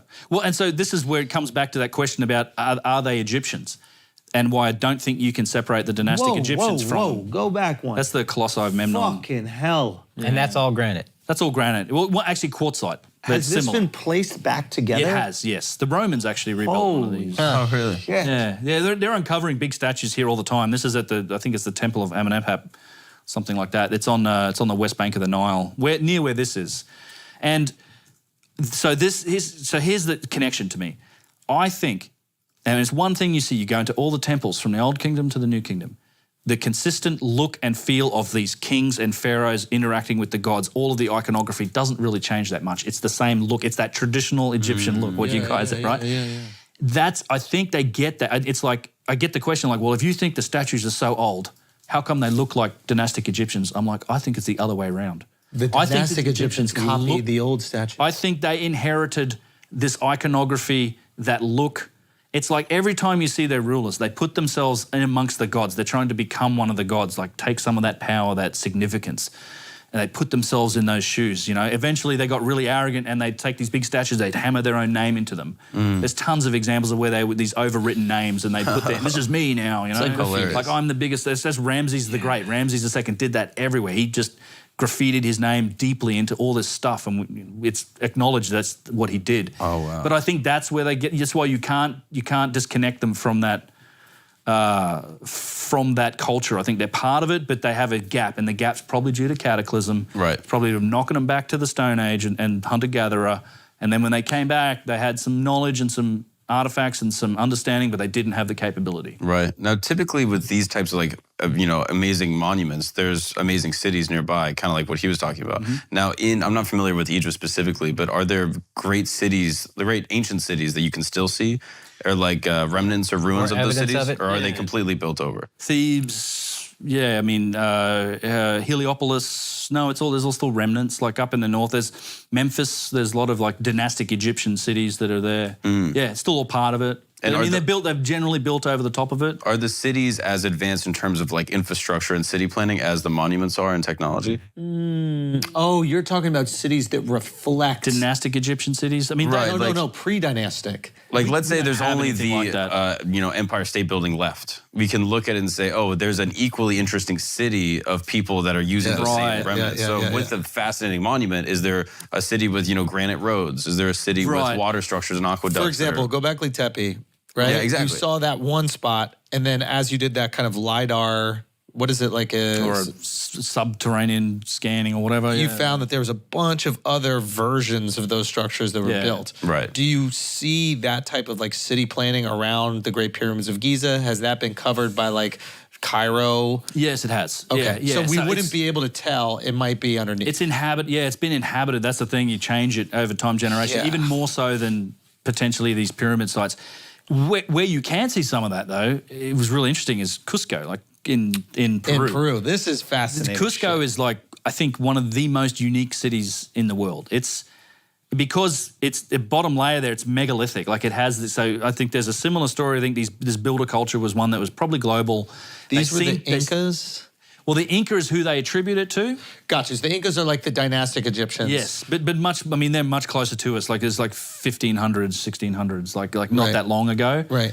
And that empire, as great as it was, the Inca had a fascinating and amazing civilization. But it was really like 150 years. Just go to woe, like when the Spanish came in and they all died. Yeah. As a result, and but they say they built everything, but that's really not what you see. It's the difference between the technological levels in South It's America is stunning, night dude. and day. Can Like you bring up? much? Do you have some images from? Yeah, you go to South America, the directory. You'll see it there. But Cusco is the only city in the world, I think, where you can see these different layers of construction civilization built up on top of each other. Yeah. You have megalithic, you have Inca, you have colonial Spanish, and you have modern, all stacked up on top of each other. It's really cool. Not that. That's Egypt. The next one is What is it called? Tehawama or something like that? Sacsayhuaman. Sacsayhuaman? Sacsayhuaman. Yeah. I've probably got. So that's this is a good example. Here's like the Oh, this is great. Intipunku, the sun megalith gates. at the bottom. Megalithic work, and then you see what the Inca did on top of it. Like that's actually really good Inca work on top. They continued it in a way that they could. They were very respectful. Yeah. They rebuilt stuff and they repaired it, but the loose stonework, the small stonework is totally what their capabilities are. This is down in Bolivia at Tiwanaku, which is an extremely unique place as well. Incredible precision in the monuments down here. These are called the H blocks for obvious reason. Yeah. But yeah, amazing flatness. Like there's been some work done here to analyze this. Frankly, all of this stuff needs deeper analysis and scanning and Can you go to those investigation. great walls? I think they're in Cusco. These Yeah, go up. massive. I've definitely got them in there somewhere. Yeah. No. It's the That's- one with the polygonal. That's it there. Yeah, There you go. Yeah, that's the streets of Cusco, right? This is just in the street. Yep. Yep. In the city center, that's it's made of granite. Those are granite blocks. And then you can see Look at this. that's Sacsayhuaman. This is fucking outstanding. Yeah, some of these blocks are like 150, 200 tons. Very hard form of limestone. And you can, again, you see the delta between the big technology Yeah. and then the little rocks, right? Yeah. The Inca came along and did the little rocks. Now, with these gigantic rocks, the Yeah. megalithic rocks here, Yeah. they seamlessly fit into one another. Yeah, it's crazy. So one would look at it and go, okay, there's been some stonework done so that these stones can perfectly puzzle piece. Is it stonework or is this just 20,000 years of weight? I really don't know. Dude, this is the one place, Egypt, a lot of the masonry in Egypt, it's kind of easier to look at because it's like 'Cause it's so flat precise, lines. yeah. It's straight lines. You have the same precision here, but you have these compound curved surfaces, which is ridiculously more difficult. It almost seems like they And were it's- flexing. And it's not like, it's not like they're just like join them up at the front. It's like if you look behind, if you go on top and you look at the joins, like these joins are perfect all the way through the depth of the stone. So it's like they're having fun. They It's can't so make the stupid. even cuts, but they're like, what would be sexier? Right? It is far easier to just cut these into regular, straight like lines. artistically done. I mean, it's difficult still to get them so precise that you can't stick a razor blade in there.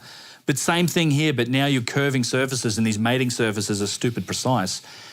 If ever there was a case for when you get into this like molecular softening tech, like you said Right. earlier, like That's- this thing, yeah. just like What make is this that? thing like Play-Doh or toffee and just shove it in there and have it form its shape next to it and then it hardens. explain Like- this to So us. this Well, is- it's just speculation. So we were talking about this when I mentioned this before about the pyramids and like using granite and things like that and moving them from so far. And he had mentioned this on a different show where he was basically saying that it's possible that the molecules can be manipulated to make it not have the same toughness. Yeah, it's like science fiction, but it's science fiction, but it would be very similar to the idea of like heating up a metal in order to morph it. Yeah. Because we do it with certain substances. Some You heat up substances. gold and then you can bang away at it, or you heat up what is steel to make like a sword. You would do Yep. the same. Malleable. So if you could make a rock malleable, it would be much easier to do this. It could be. Yeah, that's. I look at it and go, I can't imagine a guy. Like, I'm gonna shave a little bit off here, shave a little, like then I'm gonna put this, 15-ton rock back on and check my fit and take it off again and just shave a bit more. Like, I don't understand unless you go the other route as like it's fully designed and mechanized and produced with a manufacturing rig similar to the Vase other stuff where you can just I design it, I click go and it just carves it. Right. If there may be some other tech involved, and this almost looks like. You look at the front of these things too, and there's all these weird scoop marks and indentations. It's almost like they were holding. It's almost you're pushing stuff up, or you can imagine some of these nubs that forms like almost like a heat extrusion nub. It's complete speculation. I'll be very clear. Is there any type of like scientific basis for that type of theory, or is it sort of just like a There's- fun science fiction There approach? is. There's a theory called geopolymer. It's a little different to what I'm That's talking what I about. thought this was, geopolymer. Yeah. So Yeah, Anthony told me. You basically melt, you can go ahead, you melt stuff down and then reshape it. Yeah. Similar to kind of what you're saying now. like you get a bag of this mix and you put some more, add water and shape it into thing, right? It's like concrete, but there's challenges and then there's some interesting evidence for it. But I don't think that doesn't work for granite. I don't actually think that's the case in Egypt, but there is some interesting evidence at Tiwanaku potentially for some of that sort of technology being used. I think it's a legitimate investigation that needs to be looked at. But the problem is you do get a lot of these stones have fossils in them and all this stuff, and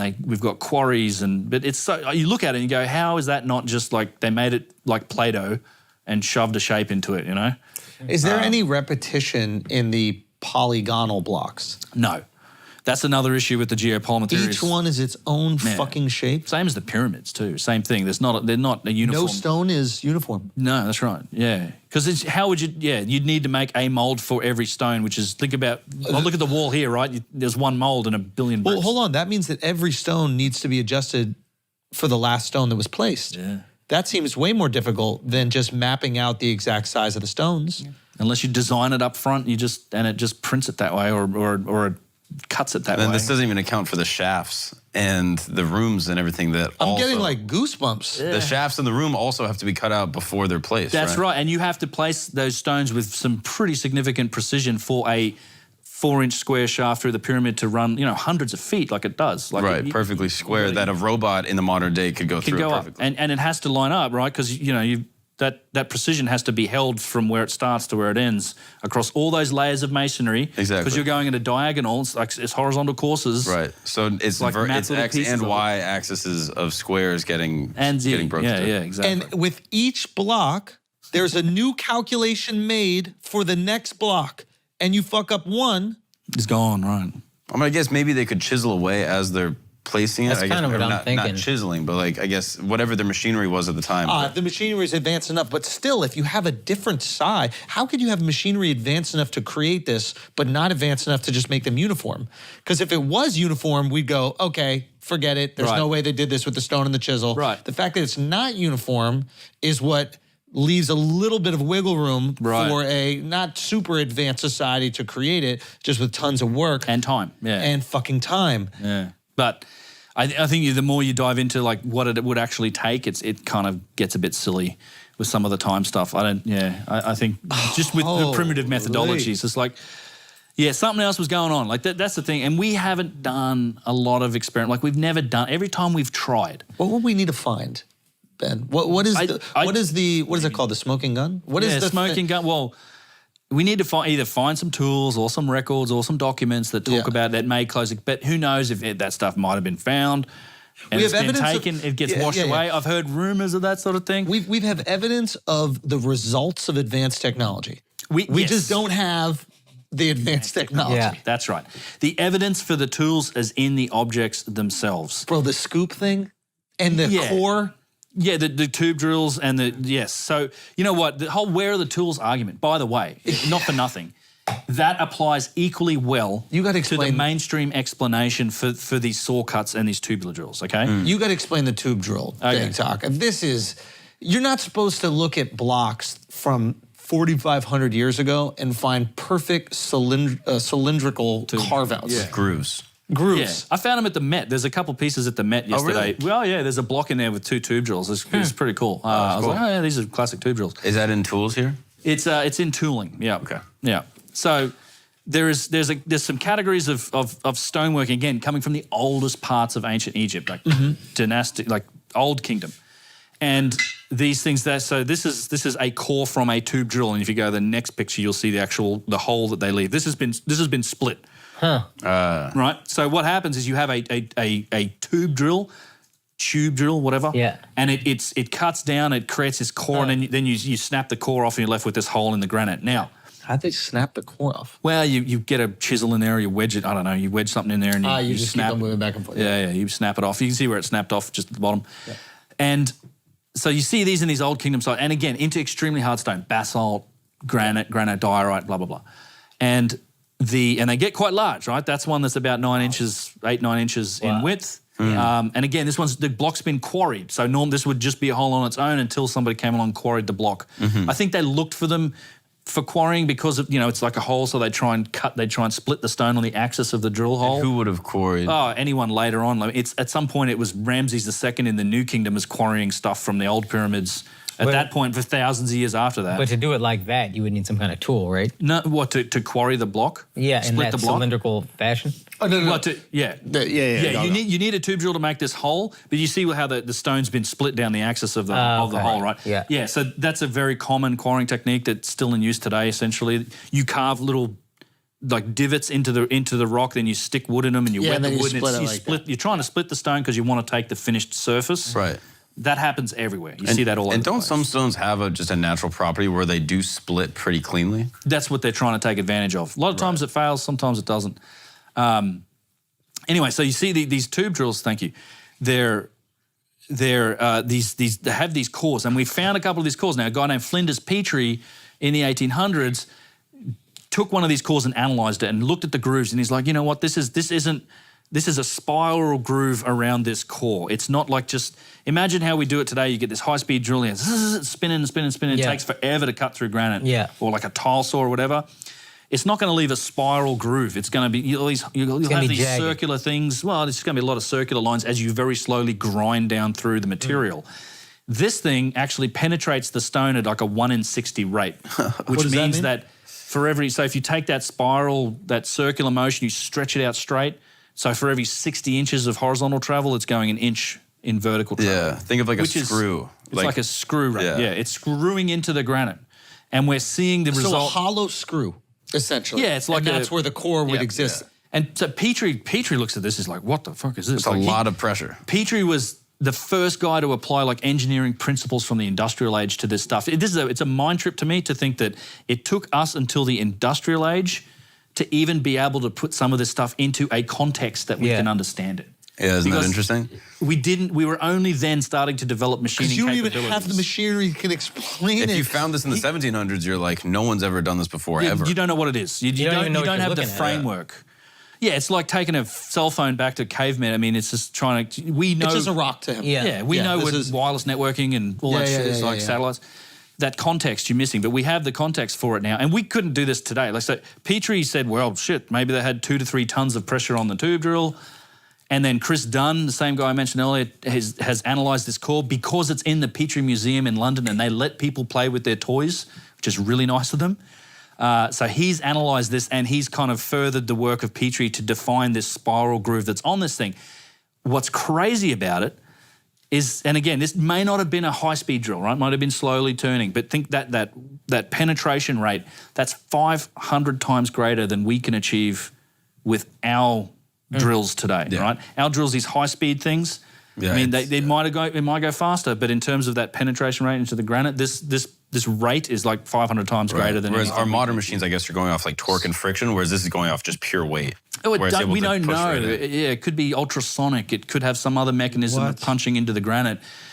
And you see these things all over the place, and ranging from about this big, little tiny things, to about 9 inches big. And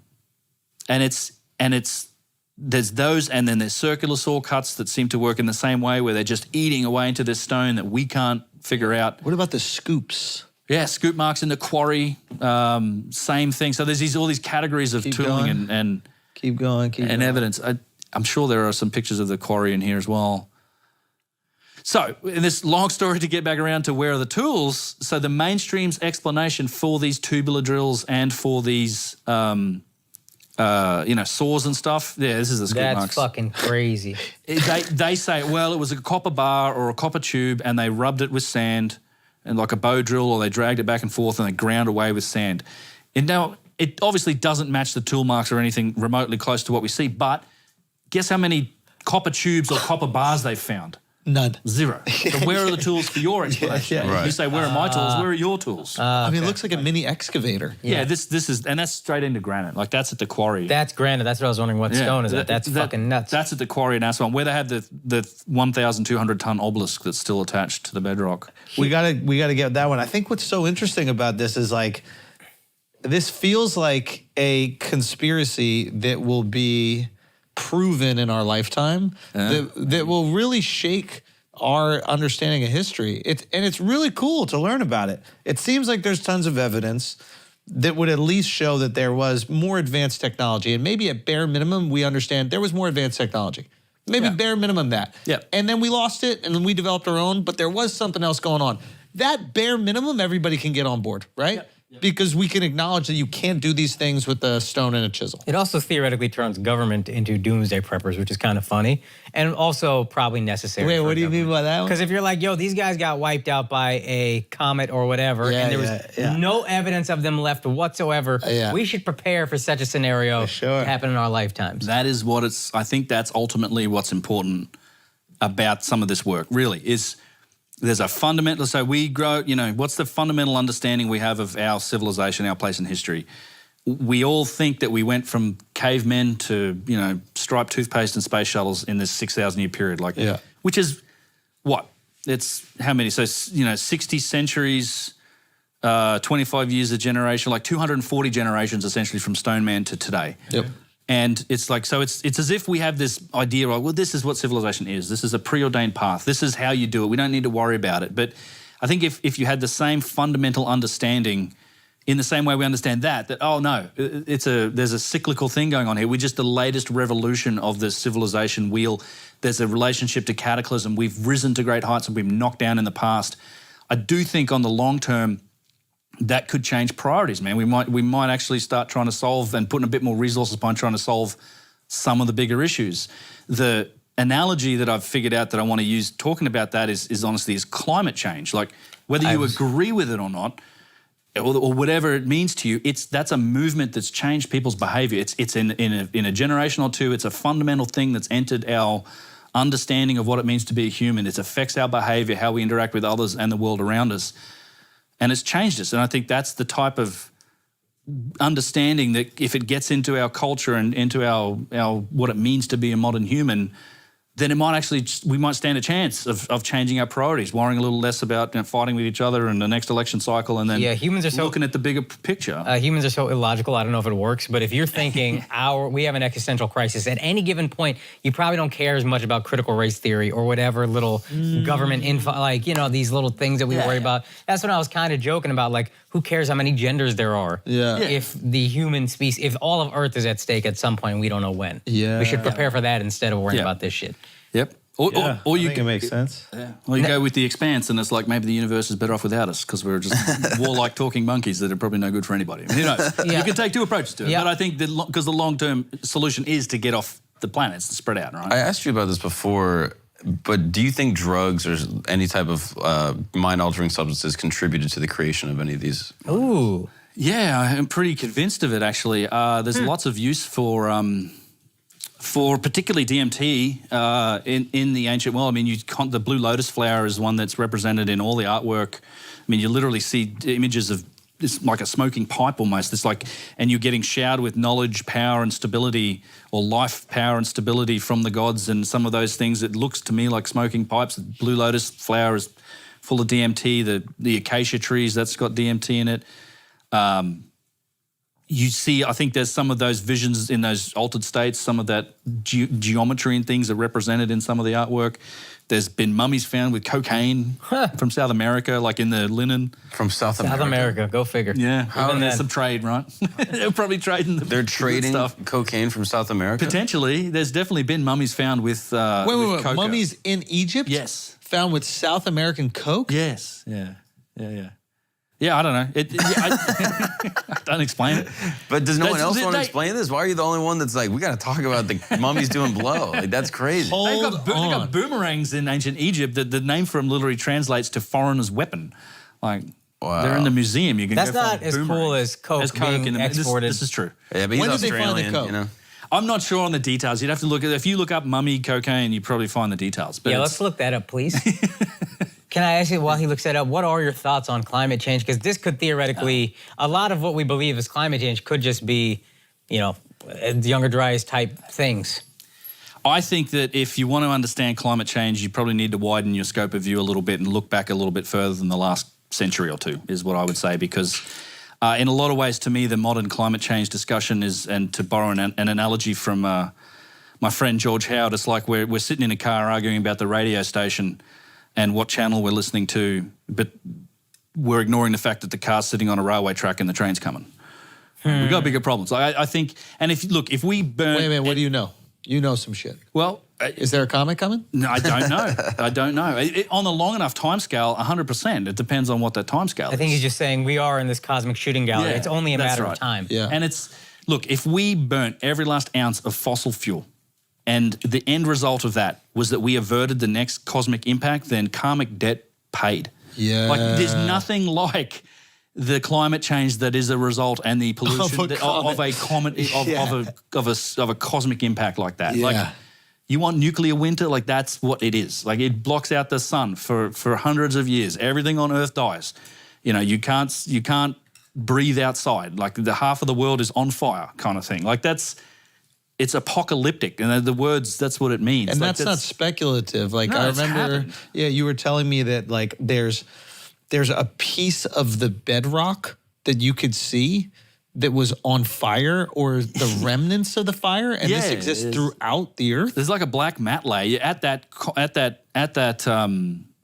Younger Dryas boundary layer in the soil, in the strata. There is an organic, it's like a soot layer almost, where it's, and the calculations of something like 9% of the organic matter on the planet was on fire, which is At one it's time. At one time. It's an astronomical There's amount just of... an ash layer Yeah. in the bedrock. It's literally, yes, it's fallout from the fires. Yeah. Insane. It was either flood or fire. Like you look at every ancient culture, it's flood or fire. Like it's either cataclysmic fire or it's world-ending floods. Like, Kind of makes you feel lucky, huh? yeah, well, that's the thing. You know, people complain about it, but honestly, our climate has been the most stable. We've had the best climate in the last sort of 10,000 years that we've had for almost 200,000 years, like on the planet.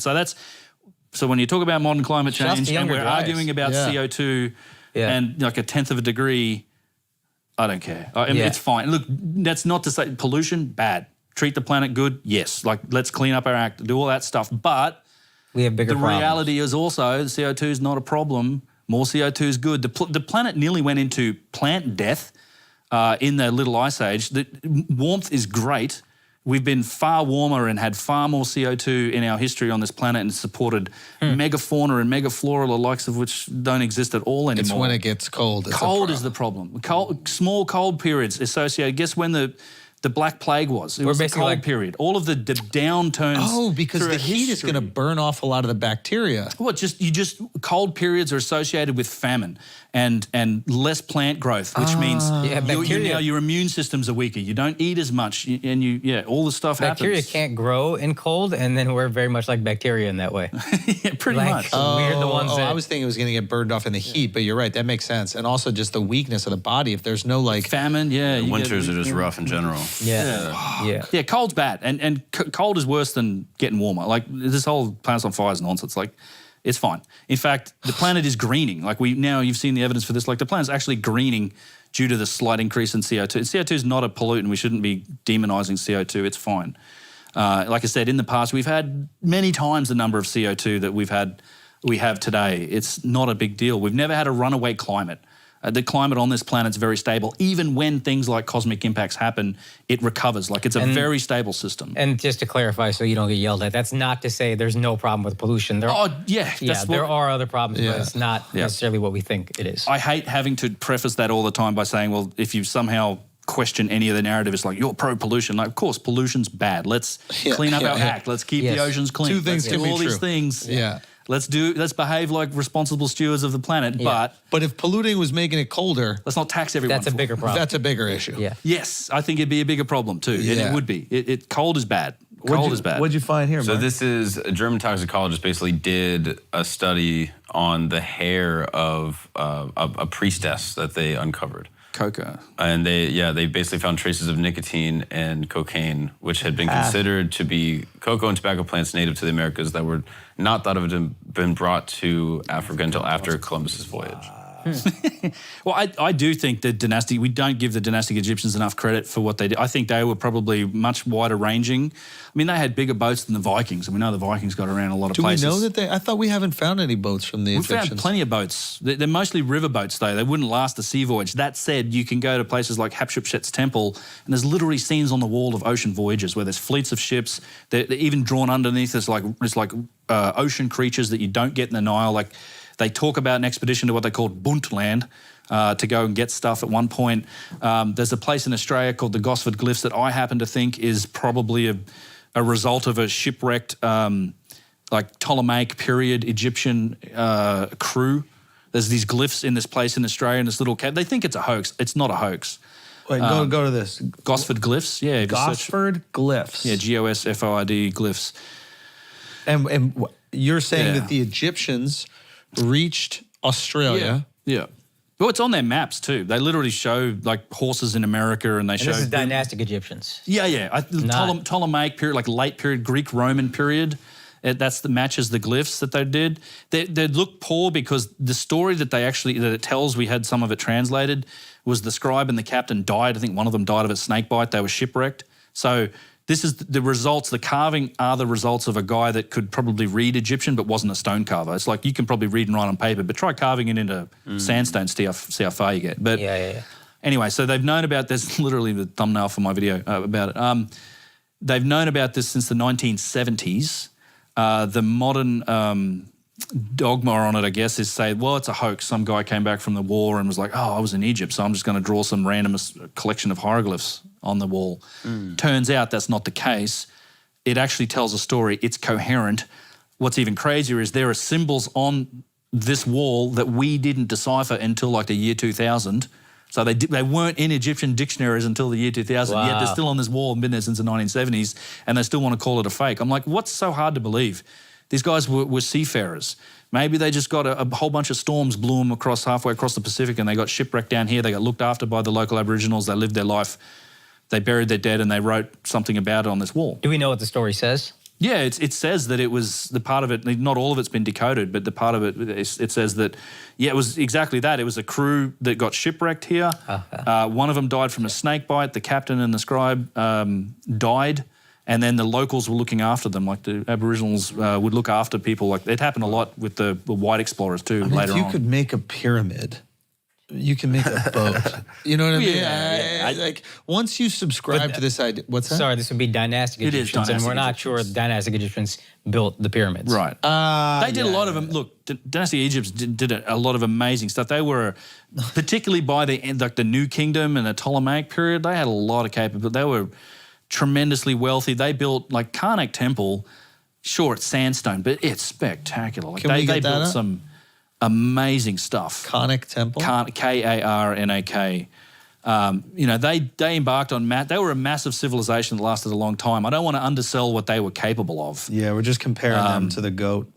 Well, yeah, there's as capable as they were and as magnificent as they were, there's just a few things that are outside of their technological capability. And that one top left there is that red one, top left there. This one? Yeah, that's one of them, yeah. So this is like these giant sandstone columns. That's beautiful. And that's all dynastic work. All those rams, there's dynastic work. These big pylons and walls are dynastic. They're huge structures. Like the Karnak Temple and Luxor Temple, they're amazing.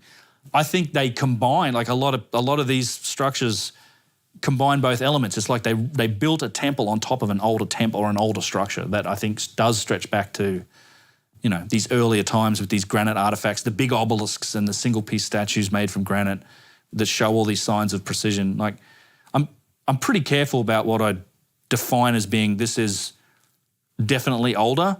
And, you know, to me, it has to, it's a couple things. It has to show the machining marks, right, from these advanced tools that we know weren't around or we can't explain.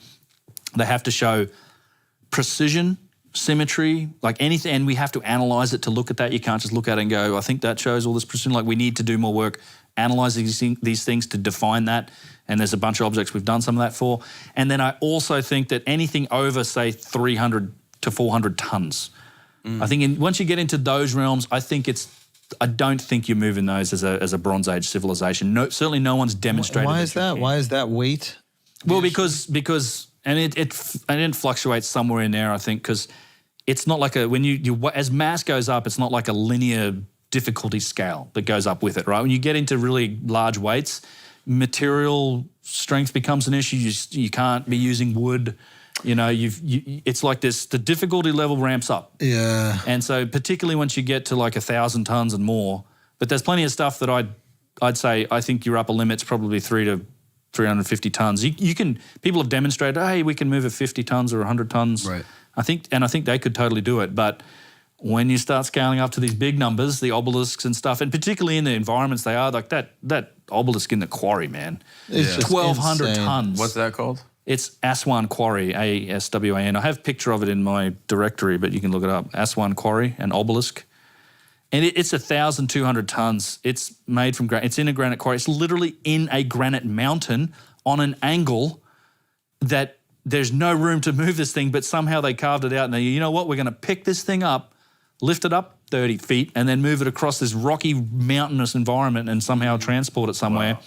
So this was an obelisk that was never completed. It was never completed, right? It's and how do we know it was an obelisk and not just some other type of? It's shaped like an obelisk. It There's literally has a pointed pointy top? end. Yeah. Oh wow. Yeah.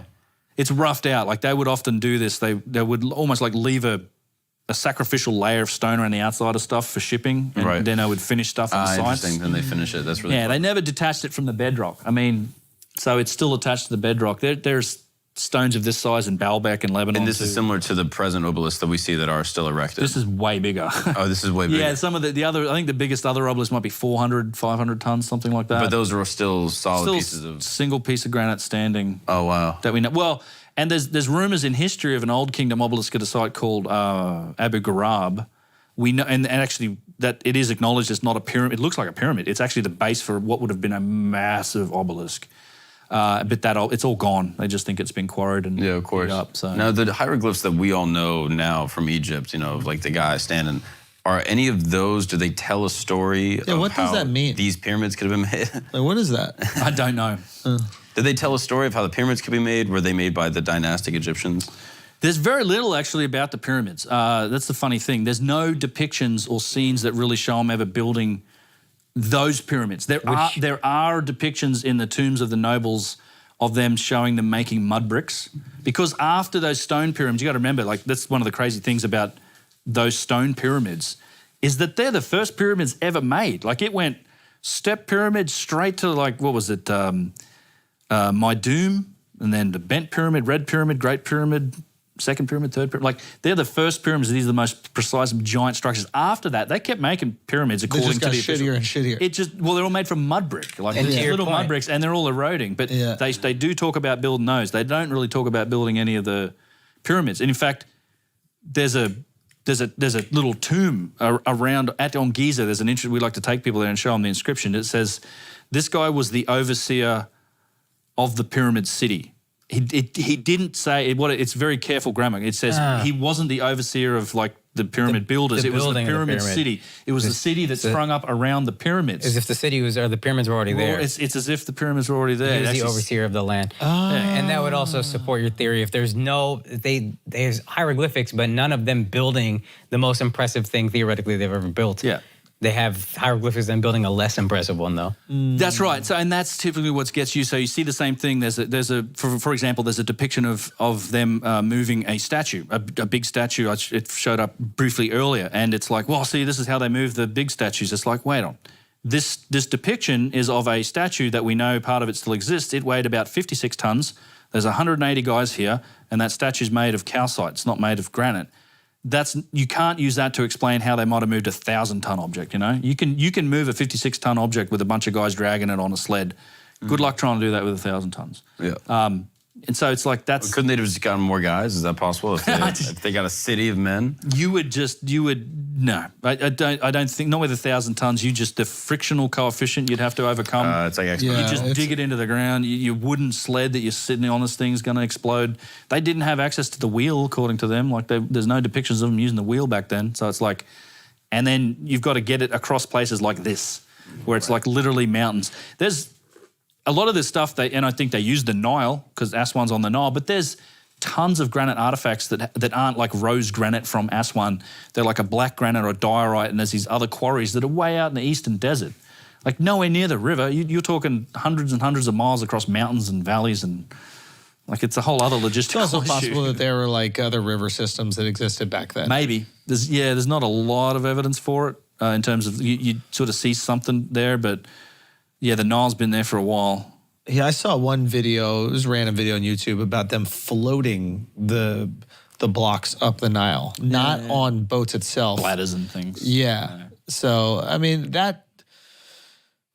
even that is just really tricky, but that makes more sense than loading it onto some like rickety little ship and having that hopefully not capsize. Yeah. It's an exercise I want to do, particularly at the quarry. They do say, well, see this area here, this is the harbor where they loaded these ships. I'm like, we have examples. Briefly, it came up here. There's the Russian Thunderstone. So it's a giant 1,500-ton stone they moved in like the 1800s from Finland to Russia. Part of that was across water, and they had to make a huge barge to put this thing on, massive. And then they had to tie up warships on either side of it to keep it balanced. This massive thing. And you're talking about this harbour that's like 2 times the width of that obelisk, and you say you're going to put a ship in there? Can you even get a ship that's going to displace enough water to take 1,200 tons and have its centre of gravity in the right place, where it doesn't just go, which is probably what would happen if you tried. I just don't think you could fit any ship in there that would be even close to big enough or stable Can we enough. take like 2 minutes so I could pee? Listen, let's just discredit everything that you've just said. All right. Do you believe in giants? I think there's a lot of evidence for it, yes. I've had the discussion with Hugh Newman, who's big into it, and I'm like, man, show me one bone. I mean, show me one bone, you know. Didn't they find some in America? Wouldn't they find these like Lots of reports of that, but there's no bone. Like, I honestly, there's nothing that you can go see. Now, there's some legitimate stuff involved with the giant. I've since learned, since I said that to him, and he was like, oh, actually. But so the Smithsonian has admitted to, there is some documents where they talk about having them. They say they don't have them anymore. I don't, what happened was it's this, you know, divine precedence of the human species. So we had this attitude in Victorian eras where we were the superior version of humans. Like there's no one above us. So when we found evidence for bigger, stronger humans, there was some motives to try and cover that shit up. So I think that might be at the origin of some of these stories. Now, that attitude doesn't really exist anymore. So I'm like, who cares if we find giant bones? Like it would just, we'd add it in. We have Gigantopithecus. Like we would just add it to our fossil species, in my opinion. Sorry, how big are we talking? Well, what's Gigantopithecus? Just like one of the previous hominids is like a Homo Gigantopithecus. It's like one of our cousins in the Homo series, like Homo species. Yeah, like a Neanderthal. But there's Gigantopithecus. And he was, 10 feet to like giant, massive walking monkeys like these things. Oh, just a monkey that walked on. Yeah, Gigantopithecus is blackie. He's like 3 meters tall. Yeah, like an ancestor. We'd probably add in a giant to like our species somehow. I don't think it'd be a huge deal. But there seems to be plenty of evidence for it. Put it that way. What did you just say, Akash? What were you just asking? How big were they? Yeah. Yeah, I mean, 9, 10 feet or 3 meters, something like that is I think, the realms of possibility. Some people go a lot further than that with some of the giant talk. Now, are the giants the same as those like weird kind of like conic-shaped skulls you find on some of the elongated skulls. Yeah. Is that from the way that they're wrapped, or is that... So there is some, so that skull binding is the term, is like get their babies and do skull binding. That is a thing that does happen, but that doesn't explain all the elongated skulls we've seen, because even with skull binding, you're not changing the volume of the brain, right? It's just squished into a different shape. Yeah. But we've found some examples of elongated skulls that have bigger brain pans, like bigger volumes of brain. So it's not a result of skull binding, of cranial binding. Whoa. So there does seem to be some other version of, humans that could have been involved. I actually do think that, it doesn't necessarily, if you go with the whole ancient civilization thing, it doesn't have to be Homo sapien. Like I think we've found the Denisovans, like this is an emerging area of complexity for us now. There's all these other species of hominids that are coming out. You've the Denisovans, the Denisovans. No. So there's a whole new species that they've found, basically from a pinky bone, by the way. Not a lot more evidence for it than that, but there's a whole other subspecies of essentially human cousins or hominids, from the Denisova cave, that we don't know much about. And we know that, for example, the Neanderthals had bigger brains than us. Yeah. We don't know much about them. Like they're built like brick shithouses compared to us. They could have lived for much longer than us. They could have communicated in other methods. Like I think if you go back far enough in time, it may not have just been us building stuff. Some of these other species could have been responsible too. Wait, Neanderthals had bigger brains, were stronger, just better versions of us. Yeah, pretty much. How'd they die out? I thought we killed them. Yeah, I think, that's the mainstream story. I think fire was one of the things we had that was really effective. I read this in Sapiens, and obviously I forgot it. Yeah. And then also communication and the tribe and the herd that we have. Through communication, and apparently gossip is something that really binds humans together. Yeah. Our language. Oh, so we could organize a little better than the Neanderthals. Neanderthals were a little bit more ape-like. Yeah, they didn't have the vocal box, like the construction. We don't think that they could talk, but we don't really know. And who knows if there was other methods of communication with other versions of these species? We don't know. But yeah, that's what they say. We hunted them out with group tactics, but I mean, you wouldn't take one of these dudes on one-on-one. I mean, it's bone densities like broom handles or broomsticks to axe handles. Like they were on a scale in the same way like a chimpanzee, the powder weight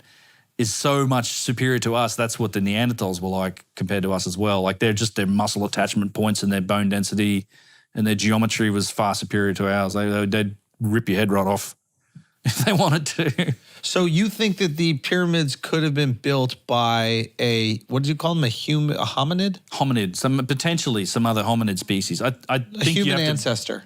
potentially, yeah. Yeah, that's what I was thinking about giant humans. I was like, could it just be Neanderthals? But I guess Could they're be. not that much taller. Well, there's a few things. So the rumors of giants is a thing. Like you have a lot of that in parts of the UK. You get a lot of that in Native American legends and the mound builders and all of that. And That's even the biblical history, right? biblical history with giants. Yeah, Patagonia. There is What makes someone a giant? That's the thing. Like, so much could get lost in translation. potentially. I mean, I'm sure. It's a relative term. It's inherently relative. Yeah. Like someone being a giant just means like they're bigger than most people I see. Exactly. So if you're part of a tribe, everybody's around like 4.5 feet, and then you go to like the Sudan, you see somebody 6'6", you're like, these motherfuckers are giants. Yeah. Right? In the same way that like a cyclops might have been some guy who got his eye fucking poked out, and all of a sudden there's these one-eyed people, yada, yada, yada. So yeah, It is. They do describe it. If you go, it's not just individuals either. It is actually like a group of people. Like they're described as a type of people in a lot of these myths and legends and stories and depictions. It is a bit. It's not. Yeah, I understand. You have individuals that are potentially giants, but no, they I'm do saying, describe like, it. There are As like a certain group of people. cultures. There are certain Yeah, yeah. cultures that are just taller than others, and certain sure. that are shorter to this day. Yeah, so that's would we right. describe them as giants now? Dunno. Maybe not. But Yeah. and obviously things are going to get exaggerated through time. Sorry, this is not your giant theory, but I was going over your stuff, and you have an interesting theory on aliens. Ah, okay. We want to go. Well, I mean, I don't invoke aliens for any of the ancient civilization stuff, but I'm like pretty convinced. I mean, I think it's a mathematical certainty that other life exists in the universe. Like, But you said it was humans that have left the planet, correct? Oh, you're did on I this say one? this? Is this on the Concrete podcast? Yeah. It's possible. Well, this is, and there's some other people. It's an interesting theory. I wouldn't say it's my theory, but yeah, it is. It is possible. You Oh, it's analyze yours. some of the historical accounts. Yeah. That there may have been an exodus, and some of this may have even been depicted in some of the Egyptian temples and in stories.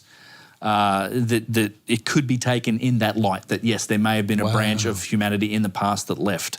So if Would we're that be having, the first? Oh yeah. Okay. Go. if we're having fun, Yeah. pre-Younger Dryas, Yeah, yeah. some humans could have escaped Earth. Yep. And that's why alien civilization or alien technology is so much more advanced. It's just these humans from pre-Younger Dryas that built the pyramids Could be. who got the fuck out. And now we started over, so We're they just have the this massive dummies. head start.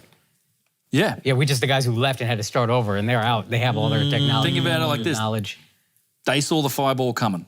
Yeah. And they're like, well, not part of this. We're going. We're going to Yeah. the F out of here. And maybe we'll come back when the weather's nice again. That's I the don't crazy part. Is only some of them made it off too. know.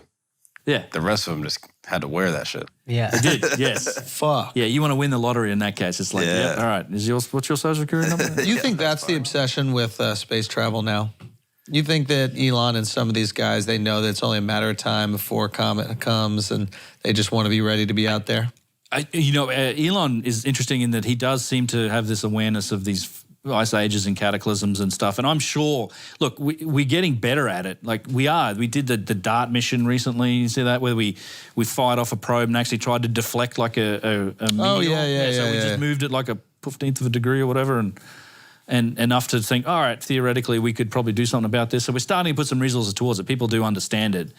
Back when there was Space Force and Colonel Matt Lohmeyer was running it, he was going to get Randall Carlson in to talk to those guys about catastrophism. So I'm sure people are looking at it, yeah.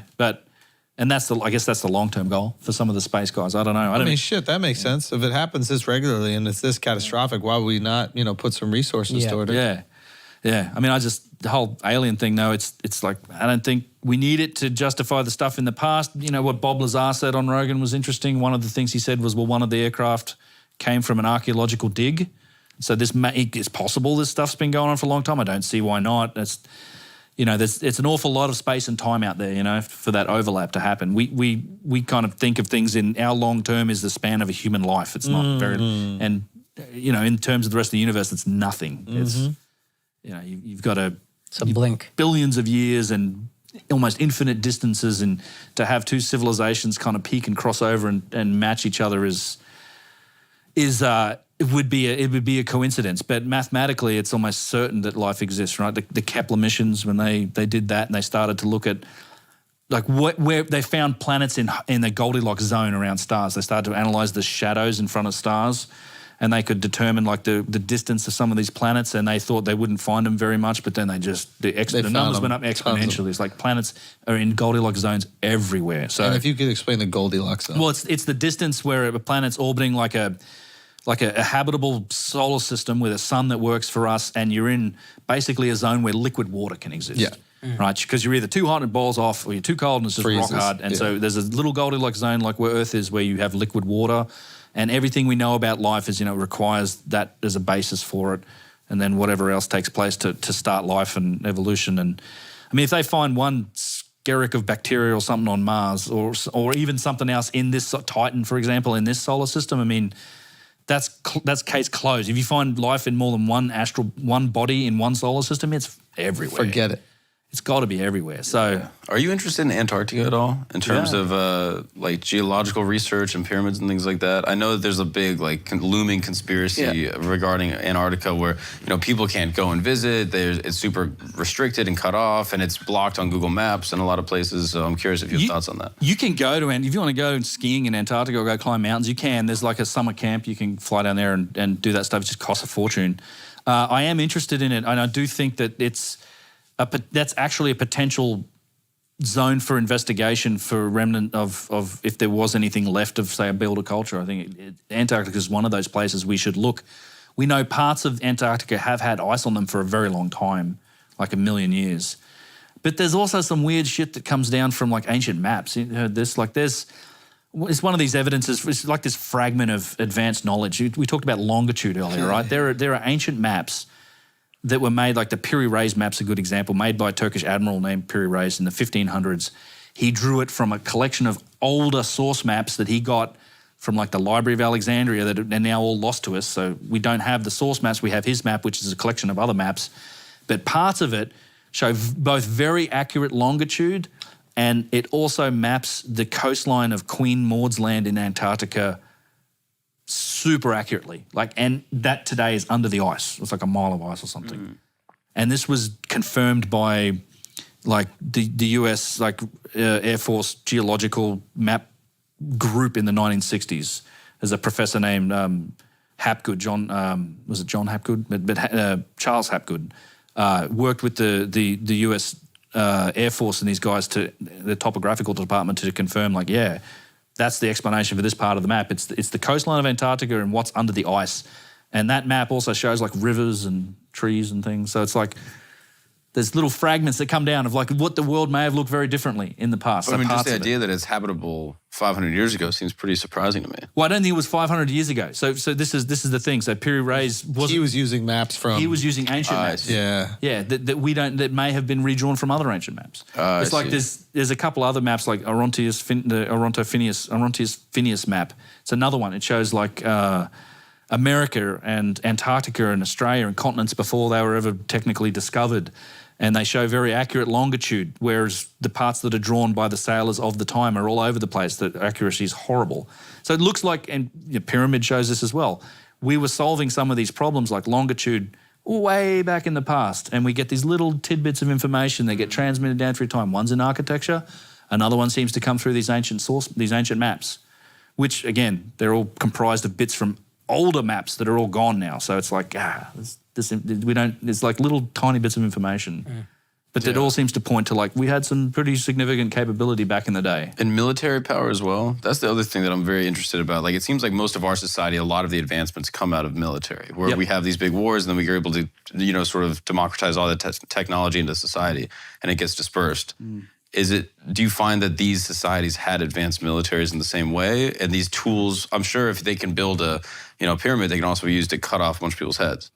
Potentially, yeah. I don't see any evidence for that. And Graham Hancock he does definitely think that this civilization may have functioned differently to ours and had different values and systems. I don't know. I think if it's human, I have a hard time thinking we get away from our nature, Yeah. Right. And our nature, to be honest, is nature's nature. Like it's one of the reasons when you get like alien stuff, I'm like, don't yell in the jungle, bro. Yeah. Like we're in the jungle and we're transmitting this shit out there. Like we should be a little more careful. Good. We're not going to be besties. Dude, look at any the top of the food chain in air, sea, on the ground. What's it involved? It involves a lot of violence. You don't stand for competition. You eradicate your competition. It's nasty. Like, nature's violent. What makes you think any other life out there is going to be benevolent? We aren't, right? So these space programs that are just blasting radio signals, or sending capsules with depictions. We're and peaceful, and this is us. Careful what comes back at you. I don't know. It's just like yelling in the jungle. I'm not sure. I think if we know look at nature on this planet. That's all I'm saying. Like at the top of the food chain, it's savage, and we're a representation of that too in a lot of ways. Yeah, of course. Ben, anything else before we wrap this up? This has been amazing. Thank you. I have one I had question. a lot of fun. Last question. Have you come across any piece of information or anything that made you question what you believe? Ooh, great. I've certainly come across stuff that's refined what I've been thinking. Like, it's changed my opinion on certain things, but I can't say look. And my whole perspective on this, like, ancient civilization that's lost with a high tech whatever. That's a great way of saying it. Is I still think it's the best explanation for the evidence that we have. I'm willing to have my mind changed. And if at the end of the day, getting to those answers and investigating these topics means I'm proven wrong, I'm fine with that. I kind of want to get to the truth of it. Yeah, like, I've learned stuff about different sites. I've learned things about the Serapeum and some of the boxes and stuff that's changed my opinion on some of those here and there. But it's more a refinement than anything else. I really do think that when you look at all these vectors, right, the scientific work, the human timeline, our own history, cataclysm, the stuff that's in all of the religious tales, the ancient maps, the connection with these architecture and all of this advanced knowledge. Then you look at the stonework and the evidence for high tech. I just think the best explanation for that, when you put it all together, is this idea that our history is a bit longer and more complicated than we've thought it was. What that actually looks like, I don't know. Like, I don't really claim to know how the stuff was done and what it looked like. I'll speculate, but I still think it's the best explanation for what we're seeing. And again, but I'm willing to have my mind changed. Like, for sure, the dynastic Egyptians and other civilizations, I'm not saying all of that's bullshit. They were there, they did stuff, they worked on stuff, they were great, they achieved a lot, but you can't explain everything that we see in history by them, the Inca or the dynastic Egyptians. Something else is going on, and it's an interesting story. I'm personally fascinated by it. I think it means something for us as a civilization if we can come around to this idea with this and with Cataclysm. So, yeah, I don't know. I think it's to me it's endlessly fascinating, but I think it actually means something to us as a species if we can figure it out too. So, do you think we do? We do figure it out. I'd love to say yes in my timeline. I've got some hope for the next generation of. I don't know what shape that answer takes. Is it when the academics say yes or the textbooks change? Because to some degrees, like, the nature of the discourse has changed. Yep. Like, do we even need to have this in textbooks anymore? But I think a lot of people can evaluate the landscape and they can figure it out and make up their own mind. That said, I do have hope for the next generation because I've been contacted by a lot of students and people that will be the next generation of academia and the establishment, and I think they're being forced to deal with guys like Graham Hancock and Schock and Boval, the stuff in the books and all of this evidence. And that's why I'm really hopeful for things like what we did with the VACE scan. It's a super nerdy technical topic, but I genuinely think it's game-changing. Like, this is hard data you cannot refute, and you cannot say, you literally have to go and prove that you can do this by hand. Right. I think it shatters the whole primitive tools story, which in turn then has this domino effect on all the assumptions and what we think was going on in the ancient time. So I'd like to say yes. I hope we figure it out. I hope we at least change and open our mind, because ultimately we need to look at this stuff with an open mind. We're going to learn things too. That's the other thing. 100%. We might actually learn stuff from it. We might find out something about technology or something that we don't understand today. So, yeah. Ultimately, that's what I hope. It's just like we open up our minds, we can investigate this stuff and try and figure it out. Amazing. Awesome. Brother, thank you so much. Cheers, man. Everybody go So much check fun. out Uncharted X. This is Ben's YouTube channel. He has tons of pieces on there. You're doing interviews. You're doing like these in-depth pieces on certain sites. I've watched a bunch of them. They're great.